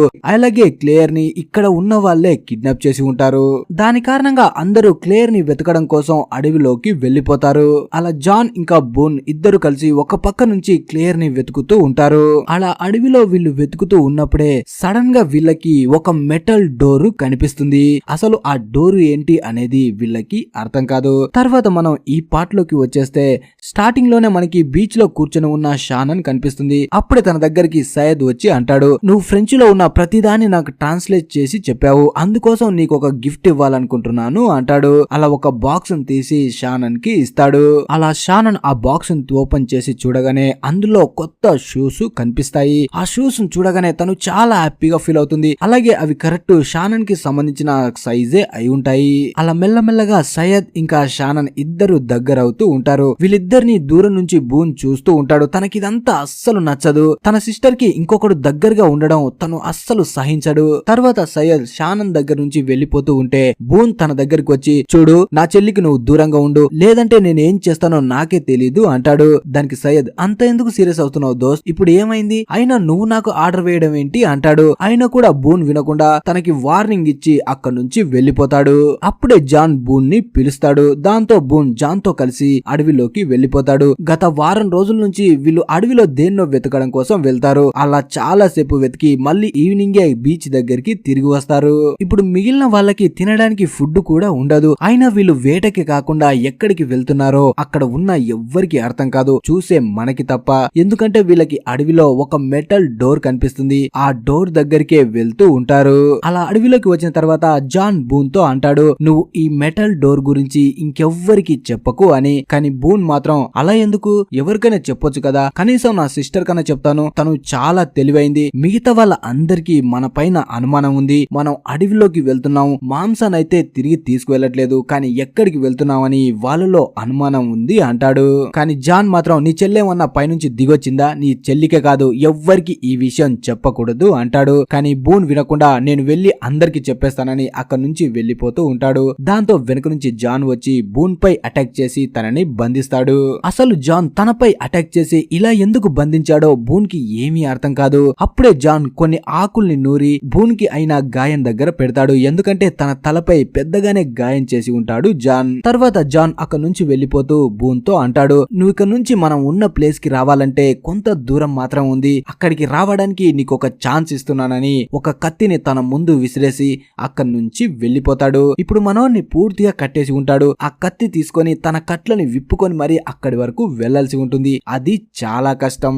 జాన్ ని ఇక్కడ ఉన్న సర్వైవర్స్ అందరూ వాళ్ళ పాలిట దేవుడు అనుకుంటారు, ఎందుకంటే తనే ఇక్కడ అందరిలోకెల్లా ధైర్యవంతుడు. కానీ ఇలా ఎందుకు చేస్తున్నాడని బూను కూడా ఏమీ అర్థం కాదు. తర్వాత హర్లీ అడవిలో జేక్ ని కలవడానికి వెళ్తాడు. అలా జేక్ ని కలిసి, కొన్ని రోజులుగా నా కడుపులో ఏదో అవుతున్నట్టు అనిపిస్తుంది, ఒకసారి నన్ను చెక్ చేస్తావా అంటాడు. దానికి జేక్, అసలు నువ్వు ఏం తింటున్నావు అంటాడు. దానికి హర్లీ, ఇంకేం తింటాను, ఫ్రూట్స్ మాత్రమే తింటున్నాను. మన జాన్ అంకుల్ అడవిలోకి ఏదో తెస్తానని పోతున్నాడు కానీ దేన్ని వేటాడకుండా తిరిగి వచ్చేస్తున్నాడు. అసలు తనకి ఏమైందో అర్థం కావడం లేదు, అందుకే నేను ఫ్రూట్స్ మాత్రమే తింటున్నాను అంటాడు. దానికి జేక్, అయితే నీకు ప్రోటీన్స్ అవసరం, నువ్వు ఫిష్ తింటే ఏమవుతుంది, ఫిష్ బీచ్ లో దొరుకుతుంది కదా అంటాడు. అప్పుడు హర్లీ, దొరుకుతుందిలే, నీ గుర్తుందా మన ప్లేన్ ఇక్కడ క్రాష్ అయినప్పుడు తర్వాత రోజే జిన్ నా దగ్గరికి ఫిష్ ని తీసుకొచ్చి తినమని చెప్పాడు, కానీ అప్పుడు నేనేదో స్టైల్ దొబ్బుతూ నేను తిననని చెప్పేశాను. ఇప్పుడు మనోడు మాత్రమే చేపలు పడుతున్నాడు. మళ్ళీ వెళ్ళి ఇప్పుడు నాకు ఆకలిగా ఉంది, ఇప్పుడు నాకు ప్రోటీన్స్ అవసరం, చేపలు కావాలంటే చచ్చినా వాడు అస్సలు ఇవ్వడు అంటాడు.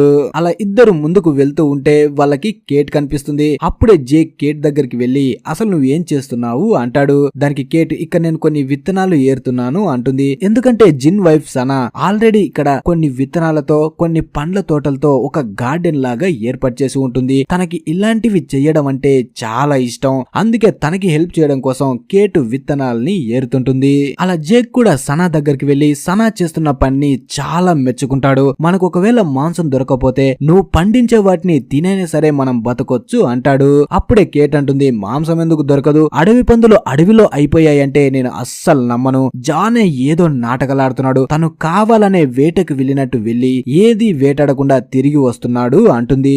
ఆ మాట వినగానే జేక్ కూడా అనుమానం వస్తుంది, వీళ్ళు చెప్పేది నిజమే కదా అనుకుంటాడు. అలా జేక్ అక్కడి నుంచి వెళ్లిపోయిన తర్వాత కేట్ సనాతో మాట్లాడుతుంది. సనాకి ఇంగ్లీష్ రాదని వీళ్ళకి తెలుసు, అయినా కూడా ఏదో ఒకటి మాట్లాడాలని మాట్లాడుతూ ఉంటుంది. అలా మాట్లాడుతూ ఉన్నప్పుడే సడన్ గా సనా నవ్వుతుంది. ఆ నవ్వును చూసి కేట్ షాక్ అవుతుంది, నీకు అసలు ఇంగ్లీష్ రాదు కదా, నేను చెప్పింది నీకు ఎలా అర్థమైంది అని.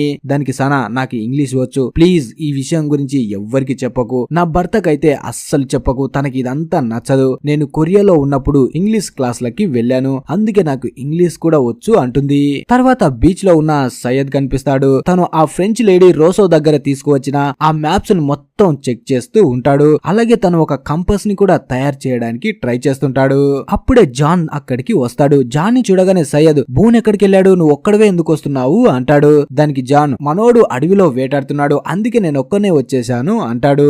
ఆ మాట వినగానే సయ్యద్ షాక్ అవుతాడు. బూన్ ఒక్కడే వేటాడుతున్నాడా, వాడికి అడవిని చూస్తేనే తడిసిపోతుంది, అలాంటోడు ఒక్కడే ఎలా వేటాడుతున్నాడు అనుకుంటాడు. ఇక్కడ జాన్ నిజం చెప్పకుండా అబద్ధం చెప్తాడు. పాపం జాన్ అబద్ధం చెప్తున్నాడని సయ్యద్ కనిపెట్టలేకపోతాడు. అప్పుడే జాన్ సయ్యద్ కొత్తగా కంపాస్ ని తయారు చేస్తున్నాడని తెలిసి తన దగ్గర ఉన్న కొత్త కంపాస్ ని సయ్యద్ కి ఇస్తాడు. దానికి సయ్యద్, దీంతో నీకు అవసరం లేదని నువ్వు అనుకుంటున్నావా అంటాడు. దానికి జాన్, నాకు అవసరం లేదులే, నాకు అవసరం ఉంటే నీకెందుకు ఇస్తాను, నువ్వే పెట్టుకో అంటాడు. అలా జాన్ వెళ్లిపోయిన తర్వాత సయ్యద్ జేక్ దగ్గరికి వెళ్లి వెస్ట్ ఎటువైపు ఉందని అడుగుతాడు. దానికి జేక్ అటువైపుగా చూపిస్తాడు. అప్పుడే సయ్యద్ జాన్ తనకిచ్చిన కంపాస్ ని పెట్టి చూస్తే అది రాంగ్ గా చూపిస్తుంది. దాంతో తను జేక్ తో అంటాడు, ఇది తప్పుగా చూపిస్తుంది అని. దానికి జేక్, అసలు నువ్వు నాతో ఏం చెప్పాలనుకుంటున్నావు అంటాడు. అప్పుడు సయ్యద్, నేను చెప్పాలనుకుంటుంది ఏంటంటే ఇంతకు ముందే నాకు జాన్ ఒక కంపాస్ ని ఇచ్చాడు, అది తప్పుడు దిక్కును చూపిస్తుంది, అంటే మనోడు ఏదో మనతో దాస్తున్నాడు అంటాడు. అలా సయ్యద్ మాటలు వినగానే జేక్ కూడా అనుమానం వస్తుంది. ఇప్పటి వరకు జాన్ పై ఇద్దరు అనుమానంతో మాట్లాడారు, ఒకటి కేట్, ఇప్పుడు సయ్యద్. అందుకే జేక్ అనుకుంటాడు తనే జాన్ దగ్గరికి వెళ్లి అసలు ఏం జరుగుతుందో తెలుసుకోవాలి అని. తర్వాత బీచ్ లో ఒక దగ్గర జాన్ కూర్చొని అదే పనిగా సముద్రాన్ని చూస్తూ ఉంటాడు. అంతలో జేక్ అక్కడికి వచ్చి నవ్వుతూ, ఏంటి నీకేదైనా షిప్ కనిపించిందా, అలాగే చూస్తున్నావు అంటాడు. దానికి జాన్ కూడా నవ్వుతూ, లేదు లేదు లేదు, ఇప్పటి వరకు అయితే ఏం కనిపించలేదు, కనిపిస్తుందేమో అని నేను నమ్మకంతో చూస్తున్నాను అంటాడు. అలాగే జేక్ తన పక్కన కూర్చొని, కొన్ని రోజులుగా నేను నీతో మాట్లాడడం కుదరట్లేదు, మీరు అడవిలోకి వెళ్లి మాంసాన్ని తీసుకురాకుండా మళ్ళీ ఖాళీ చేతుల్లో ఎందుకు రిటర్న్ వస్తున్నారు అంటాడు. అప్పుడు జాన్, నేను చెప్పేది జాగ్రత్తగా విను జేక్, మనం ఇక్కడ వేటాడడానికి రాగానే ఇక్కడ ఉన్న అడవి పందులు ఇక్కడ నుంచి వేరే ప్లేస్ కి వెళ్లిపోవడం స్టార్ట్ చేశాయి, ఎందుకంటే ఎవరైనా తెలివైన వేటగాడు వచ్చాడు అంటే అవి ముందు జాగ్రత్తగా ఇక్కడ నుంచి వెళ్లిపోతాయి, మనం మనుషుల కంటే భయం భయంకరమైన వేటగాళ్ళు ఎవరుంటారు, అందుకే అవి భయపడి ఇక్కడ నుంచి దూరంగా వెళ్లిపోతున్నాయి అంటాడు. తర్వాత జేక్ చార్లీని కలవడానికి వచ్చి తన ఆరోగ్యం ఎలా ఉందో అడుగుతాడు. అలాగే ఇప్పుడు చార్లీ కేవ్ లో కాకుండా ఈ బీచ్ లోనే ఉంటాడు. అందుకే జేక్ నువ్వు కేవ్ లో ఉండొచ్చు కదా, ఇక్కడ ఉండడం ఎందుకు అంటాడు. దానికి చార్లీ నాకు అక్కడికంటే ఇక్కడే బాగుంది అంటాడు. అప్పుడే మళ్ళీ జేక్ జాన్ ని చూపిస్తూ మనోడిని చూస్తుంటే నీకేమనిపిస్తుంది అంటాడు. దానికి చార్లీ నేను ఫస్ట్ టైం జాన్ ని చూడగానే ముసలోడు ఇక్కడెలా బతుకుతాడు, కొన్ని రోజుల్లో చనిపోతాడు అనుకున్నాను, కానీ ఇప్పుడు జాన్ ని చూస్తూ ఉంటే ఇక్కడ ఉన్న అందరికంటే ఎవరినైనా చూస్తే నమ్మకం వస్తుందో ఆ ఒక్కరు జానే అంటాడు. చార్లీ ఎందుకు ఇలా అన్నాడంటే మీకు తెలిసే ఉంటుంది కదా, చార్లీ ఇంతకు ముందు బాగా డ్రగ్ కి అడిక్ట్ అయి ఉంటాడు. తన డ్రగ్ అడిక్ట్ ని మాన్పించింది జానే, అందుకే తను ఎప్పుడు జాన్ గురించి తప్పుగా మాట్లాడాడు. దాంతో జేక్ కి ఏమీ అర్థం కాదు జాన్ ని తను అనుమానించాలా లేదా అని. ఎందుకంటే కొందరు మంచిగా మాట్లాడుతున్నారు తన గురించి, కొంతమంది చెడుగా మాట్లాడుతున్నారు, అసలు ఏమీ అర్థం కాదు తనకి. తర్వాత అర్లీ జిన్ దగ్గరికి వెళ్లి తనకి చేపలు కావాలని అడుగుతాడు. మనోడు మాత్రం నువ్వు ఫస్ట్ నేను ఇస్తుంటే వద్దన్నావు, ఇప్పుడు కావాలంటే ఇస్తానా, కావాలంటే నీ చేపలు నువ్వే పట్టుకో అంటాడు. దాంతో హర్లీ నేనెందుకు పట్టను, నేను కూడా పడతానని హర్లీ ఒక పక్క జిన్ ఒక పక్క చేపలు పడుతూ ఉంటారు. కానీ హర్లీకి మాత్రం ఒక్క చేప కూడా పడదు. దాంతో జిన్ చాలా నవ్వుకుంటాడు. అప్పుడే హర్లీ కాలికి గాయమవుతుంది. ఆ గాయంతో తను గట్టిగా అరవగానే జిన్ తనకి హెల్ప్ చేయడానికి వెళ్తాడు. అలా చాలా కష్టపడి హర్లీని బయటకి తీసుకొని వస్తాడు. మనోడు పొరపాటున దాంట్లో పడ్డాడు అంటే పైకి లేపడం కష్టం కాబట్టి ముందే తనని జాగ్రత్తగా బయటికి తీసుకొని వస్తాడు. అప్పుడే హర్లీ జిన్ కి సైగల్తో చెప్తూ ఉంటాడు తన కాలికి అయిన గాయంపై టాయిలెట్ పోస్తే తగ్గుతుందని నేను టీవీలో చూశాను, ప్లీజ్ వెంటనే టాయిలెట్ నా కాలిపై పోసే అంటాడు. కానీ జిన్ కి మాత్రం ఇంగ్లీష్ రాదు కాబట్టి తనకి అంతగా అర్థం కాదు. అదే పనిగా హర్లీ తన ప్రైవేట్ పార్ట్ ని చూపిస్తూ ఉంటాడు. అలా జిన్ హర్లీని చూసి వీడేదో తేడాగా ఉన్నాడే, అంత గాయమైన కూడా నాదికి చూపిస్తున్నాడేంటి అనుకుంటాడు. అలా కొంతసేపటికి జిన్ దేన్నో తయారు చేసి తనకి నొప్పి కలగకుండా హర్లీకి ఇస్తాడు. అప్పుడే హర్లీకి అనుమానం వస్తుంది జిన్ కి ఇంగ్లీష్ వచ్చినా సరే రాలేదు అన్నట్టు నాటకం ఆడుతున్నాడేమో అని. అందుకే తనతో ఇంగ్లీష్ లో మాట్లాడడానికి ట్రై చేస్తాడు. అయినా కూడా జిన్ ఏమీ రియాక్ట్ అవ్వడు. అప్పుడే నీ భార్య కత్తిలా ఉంటుంది అంటాడు. అయినా కూడా జిన్ కి ఏమీ అర్థం కాదు కాబట్టి తనకి అర్థం కానట్టే ఉంటాడు. ఒకవేళ జిన్ కి ఇంగ్లీష్ వచ్చి ఉంటే ఈ పాటికి హర్లీ తలని తీసేసేవాడు. అలా రోజు మొత్తం కష్టపడినా సరే ఒక్క చేపను కూడా పట్టాడు హర్లీ. అలా కేవ్ దగ్గరికి వచ్చిన తర్వాత బాధగా ఒక దగ్గర కూర్చొని ఉన్న హర్లీని చూసి జిన్ తన దగ్గరికి వెళ్లి తన తరపుగా ఒక చేపని తనకి ఇస్తాడు. దాంతో హర్లీ చాలా ఎమోషనల్ అవుతాడు. తర్వాత మనకి బూన్ ఇంకా షానన్ కి సంబంధించిన ఒక చిన్న ఫ్లాష్ బ్యాక్ ని చూపిస్తారు. అంటే వాళ్ళు ఇంతకు ముందు ఎలా ఉండేవాళ్ళు అని. నిజానికి షానన్ బూన్ కి సొంత సిస్టర్ కాదు. షానన్ అంటే బూన్ కి చాలా ఇష్టం, తనని చాలా బాగా చూసుకుంటాడు. కానీ పాప మాత్రం తనకి ఇష్టం వచ్చినట్టు బూన్ అంటే పడనట్టే ఉంటుంది. ఆల్రెడీ బూన్ కి మ్యారేజ్ అవుతుంది, అయినా కూడా షానన్ ని చాలా జాగ్రత్తగా చూసుకుంటాడు. కానీ షానన్ మాత్రం బూన్ వాళ్ళతో కాకుండా తను ఒక్కతే సపరేట్ ఉంటుంది. అలా ఒక రోజు బూన్ కి షానన్ నుంచి కాల్ వస్తుంది. తను ఫోన్ లో మాట్లాడుతూ గట్టిగా ఏడుస్తూ ఉంటుంది. అంటే తన బాయ్ ఫ్రెండ్ తనని కొడుతున్నాడు అన్నట్టు. అప్పుడే షానన్ నేను సిడ్నీలో ఉన్నాను అంటుంది. దాంతో వెంటనే బూన్ సిడ్నీలో ఉన్న షానన్ ని కలవడానికి వెళ్తాడు. అలా వెళ్లి తనతో మాట్లాడుతూ ఉన్నప్పుడే తన ఫేస్ పై అయిన గాయాన్ని చూస్తాడు. దాన్ని చూడగానే బూన్ కి చాలా కోపం వస్తుంది. అక్కడ ఏమీ మాట్లాడకుండా తర్వాత పోలీస్ స్టేషన్ కి వెళ్లి తనని కొట్టిన వాడిపై కంప్లైంట్ ఇవ్వాలి అనుకుంటాడు. కానీ పోలీసులు మాత్రం అంత సీరియస్ గా తీసుకోరు. పైగా తన సొంత సిస్టర్ కాదు, అలాగే కొట్టినట్టు సాక్ష్యం కూడా ఏం లేదు కాబట్టి తన కంప్లైంట్ ని ఎవ్వరు పట్టించుకోరు. అలా బూన్ పోలీస్ స్టేషన్ లో మాట్లాడుతూ ఉన్నప్పుడే పోలీసులు ఒక వ్యక్తిని బలవంతంగా లాక్కుని వెళ్తూ ఉంటారు. ఆ వ్యక్తి ఎవరో కాదు, మన సోయరే అయి ఉంటాడు. అంటే చిన్నగా ఒకసారి అలా బూన్ ఇంకా సోయర్ చూసుకుని ఉంటారు, కానీ వాళ్ళకి అంత గుర్తు పెట్టుకోరు. తర్వాత బూన్ షానన్ బాయ్ ఫ్రెండ్ దగ్గరికి వెళ్లి నీకు ఎంత డబ్బు కావాలంటే నేను ఇస్తాను, ప్లీజ్ నా సిస్టర్ ని వదిలేసి దూరంగా వెళ్లిపో అంటాడు. దానికి వాడు 50 మిలియన్స్ కావాలి అంటాడు. దాంతో వెంటనే ఆ 50 మిలియన్స్ చెక్ ను రాసి వాడికి ఇచ్చేసి తర్వాత ఈవినింగ్ షానన్ ని తీసుకువెళ్ళడానికి బూన్ తన ఇంటికి వస్తాడు. కానీ తన బాయ్ ఫ్రెండ్ ఇంకా అక్కడే ఉంటాడు. అప్పుడే బూన్ కి అర్థమవుతుంది ఇదంతా షానన్ కావాలనే నాటకం ఆడి ఉంటుంది. ఎందుకంటే తన దగ్గర పైసలు లేవు కాబట్టి తన అన్నతో ఇలా నాటకం ఆడి పైసల్ని తీసుకుంటుంది. ఆ విషయం తెలియగానే బూన్ చాలా ఫీల్ అవుతాడు. వెంటనే అక్కడి నుంచి వెళ్లిపోతాడు. తర్వాత నైట్ కి షానన్ ఏడ్చుకుంటూ బూన్ దగ్గరికి వస్తుంది. అప్పుడే తన బూన్ తో అంటుంది నువ్వు ఇచ్చిన పైసల్ని తీసుకుని ఆ నా కొడుకు పారిపోయాడు, నన్ను ఒంటరిగా వదిలేసి ఇప్పుడు నువ్వే నాకు దిక్కు అని. ఇలా చేయడం షానన్ ఫస్ట్ టైం కాదు, ఇంతకు ముందు కూడా చాలా మందితో తిరిగి ఉంటుంది. ఇలా వాళ్ళకి పైసలు ఇచ్చి తన సిస్టర్ ని కాపాడుతూ ఉంటాడు బూన్. అలా లాస్ట్ కి షానన్ ఇక తన బ్రదర్ బూన్ తో కలిసి ఏలేకి వెళ్లిపోవాలి అనుకుంటుంది. దానికోసం ఇద్దరు ఫ్లైట్ లోకి వెళ్తారు. ఆ ఫ్లైట్ ఎక్కిన తర్వాత ఏం జరిగిందో మనం ఆల్రెడీ చూసేసాం. తర్వాత ప్రెజెంట్ కి వస్తే బూన్ కనిపిస్తాడు. జాన్ తనని పూర్తిగా బంధించి తన ముందు ఒక కత్తిని విసిరేసి అక్కడి నుంచి వెళ్లిపోయి ఉంటాడు. ఇప్పుడు బూన్ తప్పించుకోవడానికి చాలా ట్రై చేస్తాడు. అప్పుడే తనకి షానన్ అరుస్తున్న వాయిస్ వినిపిస్తుంది. ఆ వాయిస్ ని చూసి తన సిస్టర్ ఏదో ప్రమాదంలో ఉందనుకొని వెంటనే తను కష్టపడి పక్కన ఉన్న కత్తిని తీసుకొని తన కట్లని విప్పుకొని ఎక్కడి నుంచి అయితే షానన్ వాయిస్ వినిపిస్తుందో పరిగెట్టుకుంటూ అక్కడికి వస్తాడు. అక్కడ కూడా షానన్ ని ఎవరో బంధించి ఉంటారు. అసలు మోన్స్టారా లేకపోతే ఇంకేమైనా మనిషి బంధించాడా అనేది వీళ్ళకి ఏమీ తెలీదు. అలా షానన్ కట్లు మొత్తం విప్పి ఇద్దరు కలిసి అక్కడి నుంచి పారిపోతారు.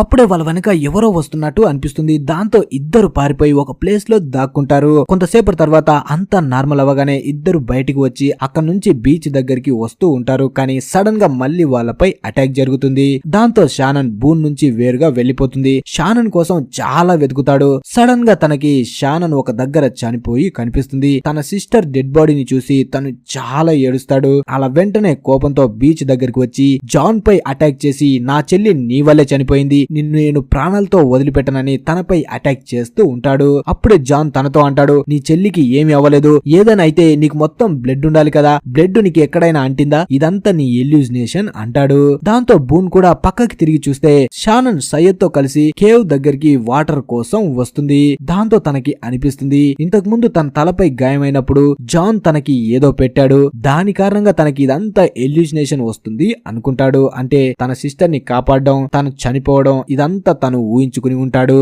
ఇక్కడ ఉన్న అందరి గురించి మనం తెలుసుకున్నప్పుడు మైకిల్ గురించి కూడా తెలుసుకోవాలి కదా. ఇప్పుడు మనం తన బ్యాక్ స్టోరీని తెలుసుకుందాం. మైకిల్ కి తన కొడుకు వాల్ట్ పుట్టక ముందు సూజన్ అనే లేడీతో రిలేషన్ లో ఉంటాడు. వాళ్ళిద్దరికి పెళ్లి కాదు, కానీ సూజన్ ఇప్పుడు ప్రెగ్నెంట్ తో ఉంటుంది. ఇద్దరు చాలా ఇష్టపడతారు. సూజన్ ఒక లాయర్ అయి ఉంటుంది, కానీ మైకిల్ మాత్రం ఏ పని చేయకుండా ఆ పని చేస్తాను ఈ పని చేస్తాను అని ఏదో ఒక పని కోసం ఎదురు చూస్తూనే ఉంటాడు. అలా రోజులు గడిచిపోతూ ఉంటాయి. మైకిల్ ఇంకా సూజన్ వాళ్ళ పేరెంట్స్ కాబోతున్నారని చాలా హ్యాపీగా ఫీల్ అవుతుంది. అప్పుడే మైకిల్ వాళ్ళ నాన్న పేరైన వాల్ట్ ని తన కొడుకుకి పెట్టాలి అనుకుంటాడు. ఆ తర్వాత కొన్ని రోజులకి సూజన్ కి డెలివరీ కూడా అవుతుంది.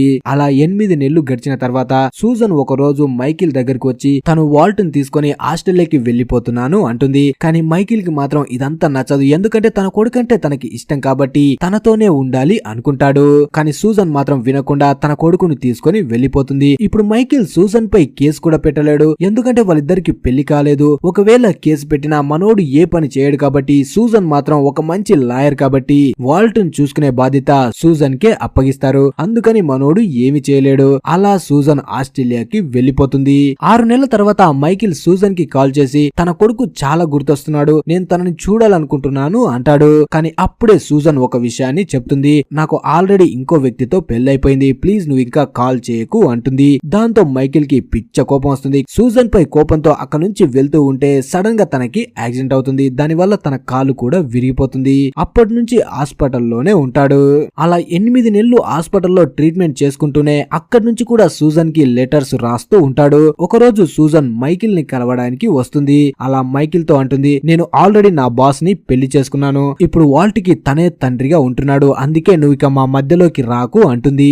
అలా చెప్పి అక్కడి నుంచి వెళ్లిపోతుంది. మనోడు మాత్రం చాలా ఫీల్ అవుతాడు. అలా 8 సంవత్సరాలు గడిచిపోతాయి. ఇప్పుడు వాల్ట్కి 10 సంవత్సరాలు వస్తాయి. కానీ తన వయసు పెరిగే కొద్దీ తనపై చెడు ప్రభావం ఉంటుంది. అందుకే తన స్టెప్ ఫాదర్ అనుకుంటాడు వాల్ట్ ఎక్కడైతే ఉంటాడో అక్కడ ఏదో ఒక దారుణం జరుగుతుంది అని. అలా ఒక రోజు వాల్ట్ కొన్ని పక్షుల గురించి బుక్ చదువుతూ ఉంటే సేమ్ అలాంటి పక్షే సడన్ గా వీళ్ళ ఇంట్లోకి వచ్చి చనిపోతుంది. దాంతో తన స్టెప్ ఫాదర్ కి బాగా నమ్మకం వస్తుంది, వీడేదో కొంచెం తేడాగా ఉన్నాడు అని. అలాగే మీకు బాగా గుర్తుందా, ఈ సిరీస్ స్టార్టింగ్ లో వాల్ట్ ఒక కామిక్ బుక్ చదువుతూ ఉన్నప్పుడు అందులో తనకి పోలార్ బేర్ కనిపిస్తుంది. అలాంటిదే కేట్ ఇంకా సోయర్ వాళ్ళు అడవిలోకి వెళ్ళినప్పుడు అప్పుడు సడన్ గా వీళ్ళపైకి పోలార్ బేర్ అటాక్ చేయడానికి వస్తుంది. అలా 1 నెల తర్వాత వాల్టర్ వాళ్ళ అమ్మ సూజన్ కూడా చనిపోతుంది. అంటే దీన్ని బట్టి మనకి ఏం అర్థం అవుతుందంటే వాల్ట్ లో ఏదో సూపర్ పవర్స్ ఉన్నాయి. తాను దేనైనా చూసి ఇమాజినేషన్ చేసుకున్నాడు అంటే అది ఖచ్చితంగా జరిగి తీరుతుంది. అలాగే తను ఎవరినైనా ఇష్టపడకపోతే వాళ్ళు వెంటనే తనకి దూరం అవుతారు, అంటే చనిపోవడం వాళ్ళ అమ్మలాగా అన్నమాట. ఇక్కడే మనకి ఒక డౌట్ కూడా వస్తుంది, ఈ క్రాష్ ఈ ఐలాండ్ పై ఇరుక్కోవడం ఇదంతా వాల్ట్ వల్ల కూడా జరిగిందేమో అని. కానీ అది నిజమో కాదో అనేది మనం ముందు ముందు తెలుసుకుందాం. తర్వాత వాల్ట్ స్టెప్ ఫాదర్ కి సూజన్ చనిపోయిన తర్వాత దీనికి మొత్తం కారణం మనోడే అని తనకి అర్థమవుతుంది. అందుకే వాల్ట్ ని మైకిల్ కి కి అప్పగించడం కోసం తన దగ్గరికి తీసుకొని వస్తాడు. అప్పుడే మైకిల్ కి సూజన్ చనిపోయిందన్న విషయం కూడా తెలుస్తుంది. తన గురించి తెలియగానే మైకిల్ కూడా చాలా ఫీల్ అవుతాడు. అప్పుడే సూజన్ హస్బెండ్ మైకిల్ తో అంటాడు, వాల్ట్ కస్టడీని ఇక నుంచి నువ్వు చూసుకో అని. ఆ మాట వినగానే మైకిల్ కి చాలా కోపం వస్తుంది. గడిచిన 9 సంవత్సరాల నుంచి మీరు తనని చూడ్డానికి కూడా నాకు అనుమతినివ్వలేదు. ఇప్పుడు సూజన్ చనిపోగానే వెంటనే తనని నాకు తీసుకొచ్చి అప్పగించాలి అనుకుంటున్నావు. దీనికి నేను ఒప్పుకోను అంటాడు. కానీ అతను మాత్రం వినకుండా మైకిల్ ని ఎలాగోలా చేసి ఒప్పిస్తాడు. దాంతో మైకిల్ కూడా ఆస్ట్రేలియాలో ఉన్న తన కొడుకు వాల్ట్ ని తీసుకురావడానికి వెళ్తాడు. కానీ అక్కడికి వెళ్ళినా కూడా వాల్ట్ కి ఏమీ అర్థం కాదు తనే వాళ్ళ నాన్న అని. అలాగే సూజన్ కూడా చెప్పి ఉండదు మైకిలే తన నిజమైన తండ్రి అని. దీని కారణంగానే ఐలాండ్ పైకి వచ్చిన తర్వాత కూడా తండ్రి కొడుకుల మధ్య కొంచెం గ్యాప్ ఉంటుంది. ఆ తర్వాత మైకిల్ తన కొడుకు వాల్ట్ ని తీసుకొని అక్కడి నుంచి ఫ్లైట్ లో బయలుదేరతాడు.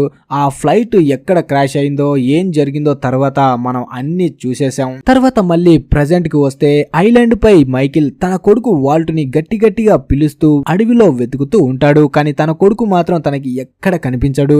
నిజానికి మైకిల్ కి జాన్ పై అనుమానం ఉంటుంది. తను కొంచెం తేడాగా ఉన్నాడు. ఎప్పుడు వాల్ట్ జాన్ దగ్గరికి వెళ్తాడు కాబట్టి తను ఏదైనా తన కొడుకుని చేస్తాడని భయపడతాడు. తర్వాత మనకి జాన్ కనిపిస్తాడు. తన దగ్గరే వాల్ట్ కూడా ఉంటాడు. తనకి కత్తి విసరడం ప్రాక్టీస్ చేయిస్తూ ఉంటాడు. చాలా బాగా ప్రాక్టీస్ చేయిస్తాడు. అప్పుడే మైకిల్ అక్కడికి వచ్చి వాల్ట్ ని కేవ్ దగ్గరికి పంపించి జాన్ తో అంటాడు, నువ్వు నా కొడుకుకి ఇలాంటివన్నీ నేర్పించకు, వాడేమి అంతకుడు కాదు అంటాడు.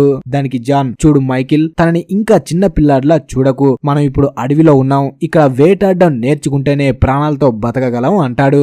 ఆ మాట విని మైకిల్, మనం ఇక నుంచి బయటపడ్డ తర్వాత చిన్నపిల్లలకి ఇలాంటివి నేర్పిస్తున్నందుకు నీపై కేసు పెడతాను అంటాడు. దానికి జాన్, నిజాన్ని గుర్తించు మైకిల్, ఇక్కడ నుంచి మనం ఎప్పటికీ బయటపడం అంటాడు.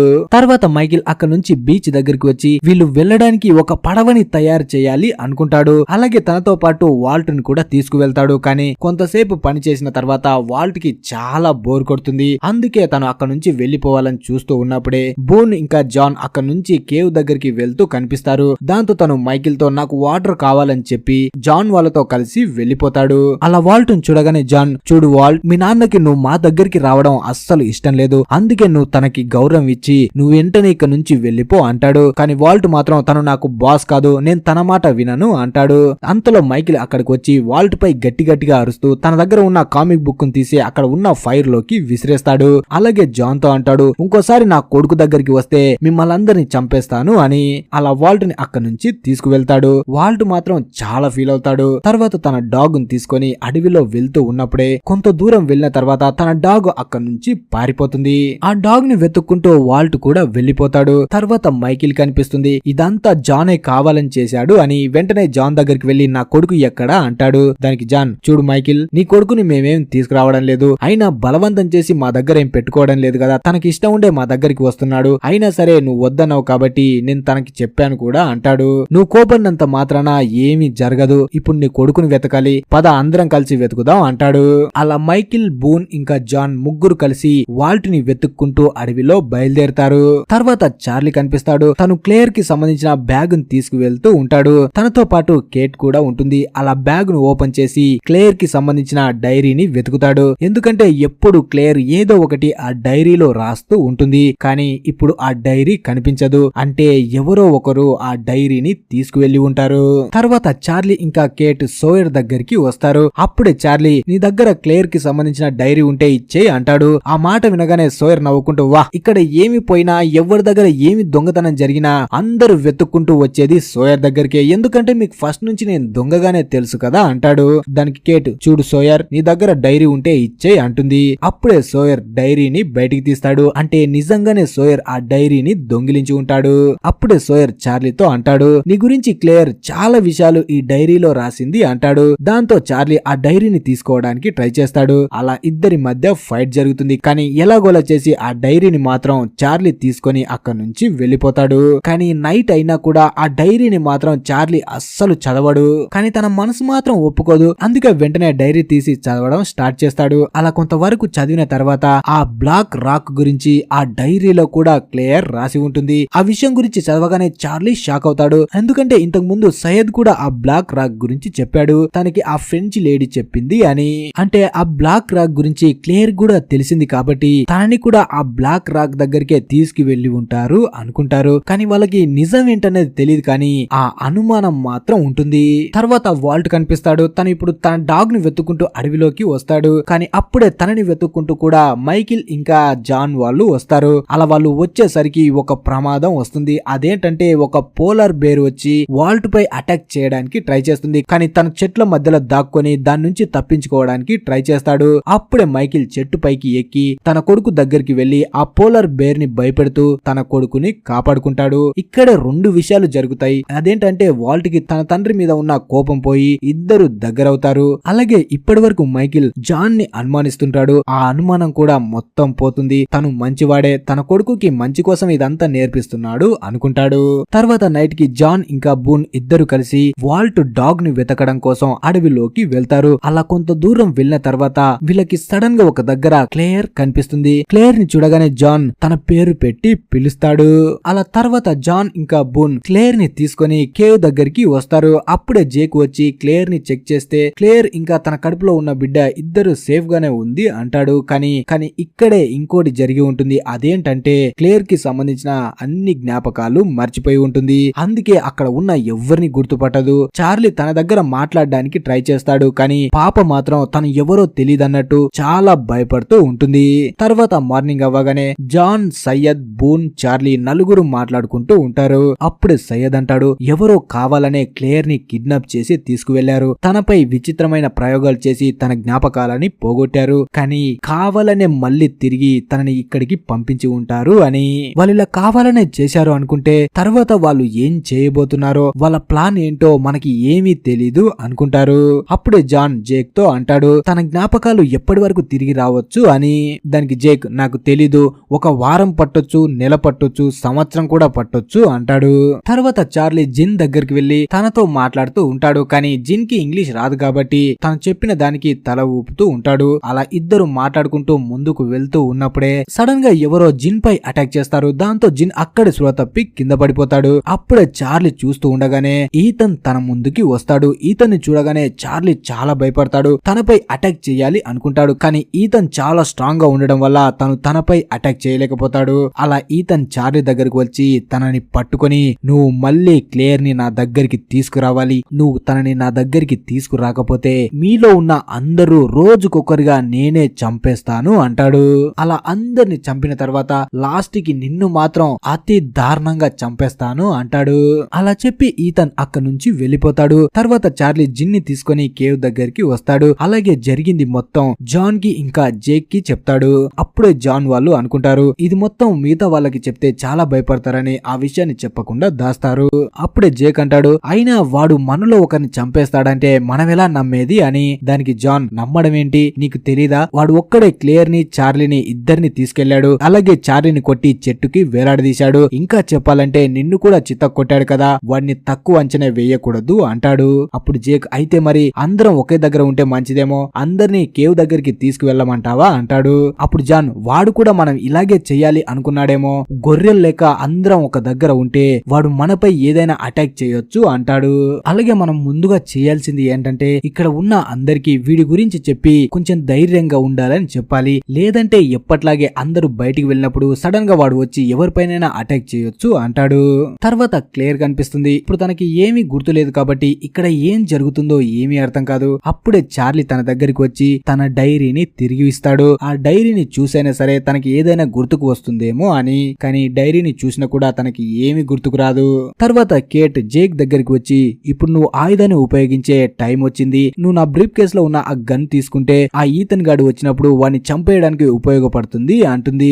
కానీ జేక్ మాత్రం దానికి ఒప్పుకోడు. తర్వాత జాన్ వాళ్ళు చుట్టూ ట్రాప్స్ ని ఏర్పాటు చేస్తారు. ఎందుకంటే ఈతన్ ఎప్పుడైనా వీళ్ళపై అటాక్ చేయడానికి వస్తే ఆ ట్రాప్లలో ఇరుక్కుంటాడు అని. అలా మొత్తం ట్రాప్స్ ని ఏర్పాటు చేసి అందరూ బీచ్ దగ్గరే ఉంటారు. అలా తెల్లవారుతూ ఉండగా అడవిలో నుంచి సౌండ్ వినిపిస్తుంది. దాంతో జాన్ ఇంకా బూన్ వాళ్ళు పరిగెట్టుకుంటూ ఆ సౌండ్ వచ్చిన ప్లేస్ దగ్గరికి వెళ్తారు. కానీ అక్కడ ఉన్నది వాల్ట్ డాగ్ అయి ఉంటుంది. దాంతో సయ్యద్ అంటాడు, ఇది కూడా మంచిదేలే, తప్పిపోయింది తిరిగి వచ్చింది అని. అలా వీళ్ళు మాట్లాడుతూ ఉన్నప్పుడే సడన్ గా బీచ్ దగ్గర నుంచి అరుపు వినిపిస్తుంది. వెంటనే వీళ్ళు పరిగెట్టుకుంటూ బీచ్ దగ్గరికి రాగానే ఆల్రెడీ ఒక వ్యక్తి అక్కడ చనిపోయి కనిపిస్తాడు.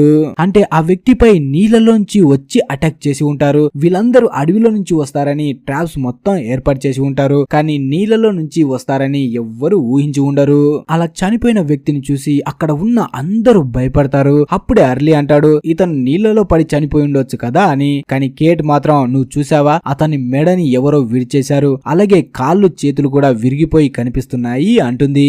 ఆ తర్వాత చనిపోయిన వ్యక్తిని పూడ్చిపెడతారు. అలా తనకి ఫ్యూనరల్ ని కూడా ఏర్పాటు చేస్తారు. ఇక తర్వాత నుంచి అందరూ కోపంగా క్లేర్ ని చూస్తూ ఉంటారు, ఎందుకంటే తన కారణంగా ఇదంతా జరుగుతుందని. కానీ క్లేర్ కి మాత్రం ఏమీ అర్థం కాదు. అప్పుడే షానన్ తన దగ్గరికి వచ్చి ఏం జరిగిందో మొత్తం చెప్తుంది. ఆ మాటలు వినగానే క్లేర్ కి చాలా కోపం వస్తుంది. వెంటనే చార్లీ దగ్గరికి వెళ్లి తనపై కోపడుతుంది. ఇంతవరకు నువ్వు నా దగ్గరే ఉన్నావు కదా, ఇదంతా నాకు చెప్పకుండా ఎందుకు దాచిపెట్టావు అని. దానికి చార్లీ, ఎందుకు నాపై కోపడుతున్నావు, నేను నిన్ను కాపాడడానికి ఇదంతా చేస్తున్నాను అంటుంది. కానీ క్లేర్ మాత్రం ఏమీ వినకుండా కోపంతో అక్కడి నుంచి వెళ్లిపోతుంది. తర్వాత జాన్ ఇంకా జేక్ ఇద్దరు అడవిలోకి వెళ్తారు, ఎందుకంటే తర్వాత నుంచి ఈతని ఎలా అటాక్ చేస్తాడో అని ఆలోచించాలి అని.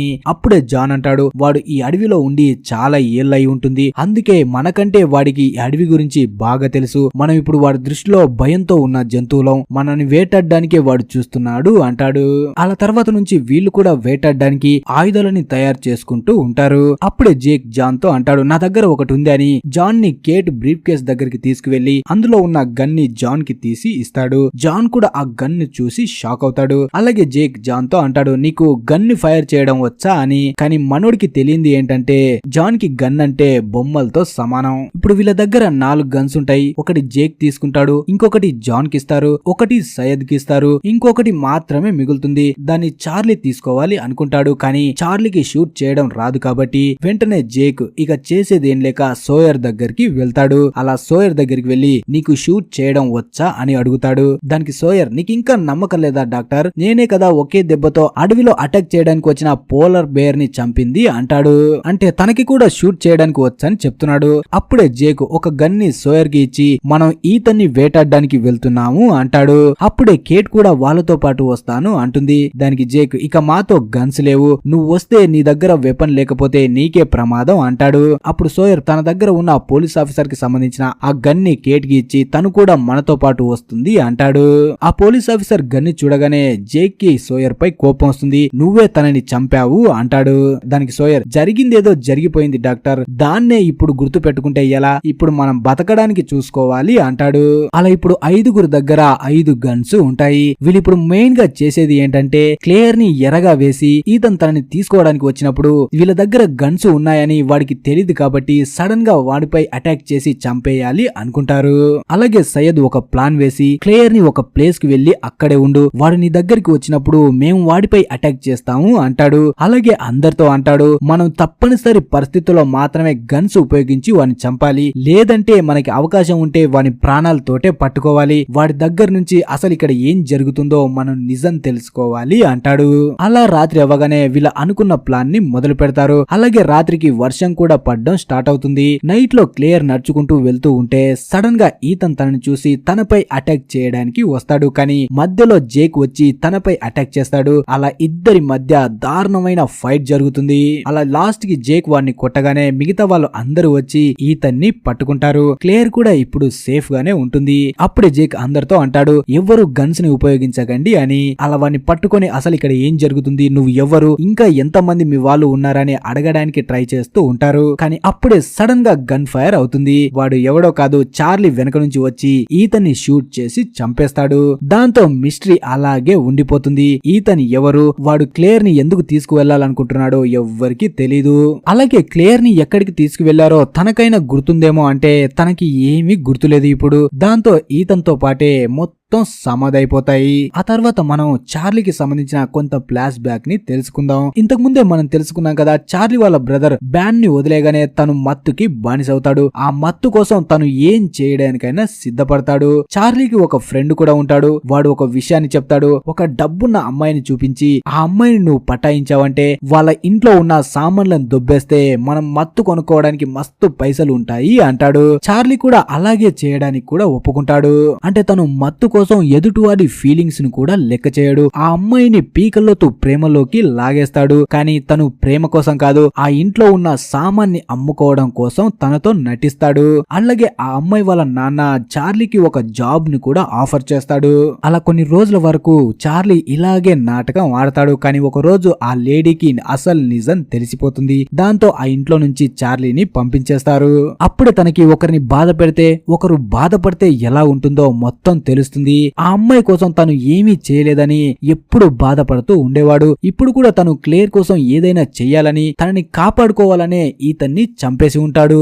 తర్వాత ప్రజెంట్ కు వస్తే జేక్ చార్లీ దగ్గరికి వెళ్లి, అసలు నువ్వు ఇలా ఎందుకు చేశావు? వాడు ప్రాణాలతో ఉంటే మనకి ఎంతో కొంత ఉపయోగపడేవాడు కదా అంటాడు. దానికి చార్లీ, వాడు మీకేదైనా చెప్తాడని మీకు నమ్మకం ఉందా? నాకైతే నమ్మకం లేదు. మనకి క్లేర్ సేఫ్ గా ఉంది, అది చాలు కదా అంటాడు. ఆ తర్వాత క్లేర్ చార్లీ దగ్గరికి వస్తుంది. తనతో అంటుంది, నాకైతే నీ గురించి ఏమీ గుర్తులేదు, కానీ ఆ పీనట్ బటర్ గురించి మాత్రం గుర్తుంది. నా కోసం పీనట్ బటర్ తెచ్చావా అంటుంది. దానికి చార్లీ నవ్వుతూ, అదంతా నిజం కాదు అంటాడు. ఇప్పుడు మనకి సోయర్ కనిపిస్తాడు. తను టెంట్ లో పడుకొని ఉన్నప్పుడు సడన్ గా మెలకు వస్తుంది. చుట్టూ చూస్తే తనకి ఎవరు కనిపించరు, కానీ ఎవరో తన పక్కన ఉన్నట్టు అనిపిస్తుంది. అలా వెంటనే పక్కన ఉన్న టార్చ్ ని ఆన్ చేయగానే తన ఎదురుగా ఒక అడవి పంది కనిపిస్తుంది. అది సామాన్ని మొత్తం నాశనం చేస్తూ ఉంటుంది. అలా వెంటనే పక్కన ఉన్న ఒక రాడ్ తీసుకొని ఆ అడవి పందిపై అటాక్ చేయడానికి వెళ్తాడు సోయర్. కానీ అది ఏకంగా టెంటునే లేపుకొని అడవిలోకి పారిపోతుంది. దాంతో మనోడికి ఇంకా పిచ్చ కోపం వస్తుంది. వెంటనే దాన్ని చంపడం కోసం పరిగెట్టుకుంటూ తను కూడా అడవిలోకి వెళ్తాడు. కానీ ఇప్పుడు మొత్తం చీకటిగా ఉండడం వల్ల తనకి ఎదురుగా ఎవరున్నారు, ఏముంది అని అస్సలు కనిపించదు. అలా సోయర్ ఒక్కడే అడవిలో ఉన్నప్పుడు సయ్యద్ కి ఎలాంటి వాయిస్లు వినిపించాయో సేమ్ అలాంటి సౌండ్సే తనకి కూడా వినిపిస్తాయి. ఆ తర్వాత మళ్ళీ మార్నింగ్ తన టెంట్ దగ్గరికి వస్తాడు. కానీ ఇప్పుడు తన టెంట్ పరిస్థితి దారుణంగా మారిపోయి ఉంటుంది. అప్పుడే సయ్యద్ అక్కడికి వచ్చి, ఇదంతా అడవి పంది చేసిందా? అయినా సరే అడవి పంది నీ టెంట్ లోకి ఎందుకు వచ్చింది అంటాడు. ఇప్పుడు సోయర్ చాలా కోపంలో ఉంటాడు కాబట్టి ఆ కోపంతోటే, ఎందుకు వచ్చిందా? నాతో ఆడుకోవడానికి వచ్చింది. అది నా ఎదురుగా నిలబడి నన్నే అదే పనిగా చూస్తుంది. నేను చంపుదాం అనుకునే లోపు నా టెంటుతో సహా అది అడవిలోకి పారిపోయింది అంటాడు. అది విన్న సయ్యద్, ఎందుకు కోపడతావు? అది కూడా నువ్వు ఎవరి దగ్గర దొబ్బేసిందే కదా, ఇప్పుడు నీ దగ్గర నుంచి అది దొబ్బేసింది, దానికి టెంట్ ఏమైనా అవసరం ఉందేమో అంటాడు. దానికి సోయర్, నీకు ఇదంతా కామెడీగా ఉందా? ఇప్పుడు నేను దాన్ని చంపడం కోసం అడవిలోకి వెళ్తున్నాను. నేను వచ్చే వరకు నా సామాను ఒక్కటి పోయినా సరే దానికి మొత్తం నువ్వే బాధ్యత వహించాలి అంటాడు. కానీ తన మాట వినకుండా సయ్యద్ నవ్వుకుంటాడు. అలా నవ్వి సయ్యద్ అక్కడ నుంచి వెళ్లిపోతూ ఉంటే సోయర్ మళ్ళీ తనని పిలిచి, నువ్వు చెప్పింది కరెక్టే సయ్యద్, నువ్వు ఆ ఫ్రెంచ్ లేడీ దగ్గర నుంచి తిరిగి వస్తున్నప్పుడు నీకు కొన్ని సౌండ్స్ వినిపించాయని చెప్పావు. సేమ్ అలాంటి సౌండ్సే నైట్ నేను అడవిలోకి వెళ్ళినప్పుడు నాకు కూడా వినిపించాయి అంటాడు. కానీ సయ్యద్ మాత్రం ఇంకేమీ మాట్లాడకుండా అక్కడ నుంచి వెళ్లిపోతాడు. తర్వాత సోయర్ ఆ అడవి పందిని ఎలాగైనా సరే వేటాడాలని దానికోసం అడవిలోకి వెళ్లిపోతాడు. తర్వాత కేట్ ఇంకా జేక్ కనిపిస్తారు. ఇప్పుడు జేక్ ఇంతకు ముందు అందరికి ఇచ్చిన గన్స్ ని మళ్ళీ తీసుకొని అదే బ్రీఫ్ కేస్ లో పెట్టి దాన్ని ఒక దగ్గర దాచిపెట్టి దాని లాక్ ని తన దగ్గరే పెట్టుకుంటాడు. అప్పుడే కేట్ అంటుంది, గన్స్ అందరూ తిరిగి ఇచ్చేశారా అని. దానికి జేక్, లేదు, ఇంకా సోయర్ లేదు, కానీ వాడి దగ్గర వెంటనే తీసుకోవడం మనకే మంచిది అంటాడు. అప్పుడు కేట్, నువ్వేం కంగారు పడకు, నేను వాడి దగ్గర నుంచి గన్ను తీసుకుంటాను అంటుంది. దానికి జేక్, నువ్వు తీసుకుంటావా? అదేలాగా అంటాడు. అప్పుడు కేట్, వాడి భాషలో చెప్తే వాడే చచ్చినట్టు ఆ గన్ను తీసుకువచ్చి నాకిస్తాడు అంటుంది. తర్వాత మనకి చార్లీ కనిపిస్తాడు. అప్పుడే తన దగ్గరికి క్లేర్ వచ్చి తనతో మాట్లాడడానికి ట్రై చేస్తుంది. కానీ చార్లీ మాత్రం ఎక్కువగా మాట్లాడకుండా అక్కడి నుంచి వెళ్లిపోతాడు. తర్వాత చార్లీ ఇంకా హార్లీ ఇద్దరు కలిసి చనిపోయిన ఈథన్ డెడ్ బాడీని ఒక దగ్గర పూడ్చిపెట్టడానికి వెళ్తారు. అప్పుడే హార్లీ చార్లీని చూస్తే తను ఏదో డల్లుగా ఉన్నట్టు అనిపిస్తుంది. దాంతో హార్లీ వెంటనే సయ్యద్ దగ్గరికి వెళ్లి అంటాడు, చూడు దోస్త్, ఎవరినైనా మనం చంపినప్పుడు వాడు మంచివాడైనా చెడ్డవాడైనా మనసు కొంచెం బాధగా ఉంటుంది. ఇప్పుడు చార్లీ పరిస్థితి కూడా అలాగే ఉంది. అందుకే నువ్వు ఒకసారి వెళ్లి తనతో మాట్లాడడానికి ట్రై చేయి అంటాడు. దాంతో వెంటనే సయ్యద్ చార్లీ దగ్గరికి వెళ్లి తన లైఫ్ లో జరిగిన ఒక స్టోరీని తనకి చెప్తాడు. నేను ఇరాక్ లో స్నైపర్ డ్యూటీ చేస్తున్నప్పుడు ఒక వెహికల్ లో బాంబ్ బ్లాస్ట్ జరిగింది. అందులో 3 పిల్లలు చనిపోయారు. అది అంతా నా కళ్ళ ముందే జరిగింది. ఇదంతా నా ఫస్ట్ ఎక్స్పీరియన్స్. ఒకరు నా కళ్ళ ముందు అంత దారుణంగా చనిపోతున్నప్పుడు చూడడం. అప్పుడు చార్లీ అంటాడు, నువ్వు నాతో ఏం చెప్పాలనుకుంటున్నావో నాకు బాగా తెలుసు. నేను చంపింది ఒక యదవని. వాడు క్లియర్ ని నన్ను చంపాలనుకున్నాడు. నన్ను చెట్టుకి వేలాడదీశాడు. అలాగే మనలో ఒకరిని అతి దారుణంగా చంపాడు, అందుకే వాణ్ణి చంపడం నాకు న్యాయమే అనిపించింది అంటాడు. దానికి సయ్యద్, చూడు చార్లీ, నువ్వు ఇలా ఎప్పుడు ఒంటరిగా ఫీల్ అవ్వకు, నీకు ఎవ్వరూ లేరనుకోకు, మేమందరం నీకోసం ఎప్పుడు ఉంటాము అంటాడు. తర్వాత మనకి సోయర్ కనిపిస్తాడు.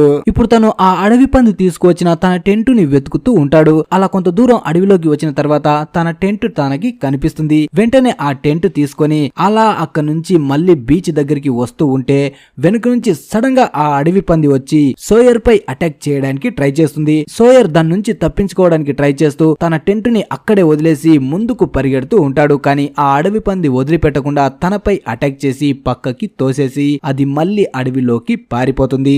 దాంతో సోయర్ కి పిచ్చ కోపం వస్తుంది. ఆ కోపంలోనే మళ్ళీ బీచ్ దగ్గరికి వస్తాడు. అలా తన ప్లేస్ లో కూర్చొని ఉన్నప్పుడు అప్పుడే కేట్ తన దగ్గరికి వచ్చి తనపై కామెడీ చేస్తూ, ఏంటి అడవి పంది అడవిలో నిన్ను చాలా ఇబ్బంది పెట్టినట్టుంది అంటుంది.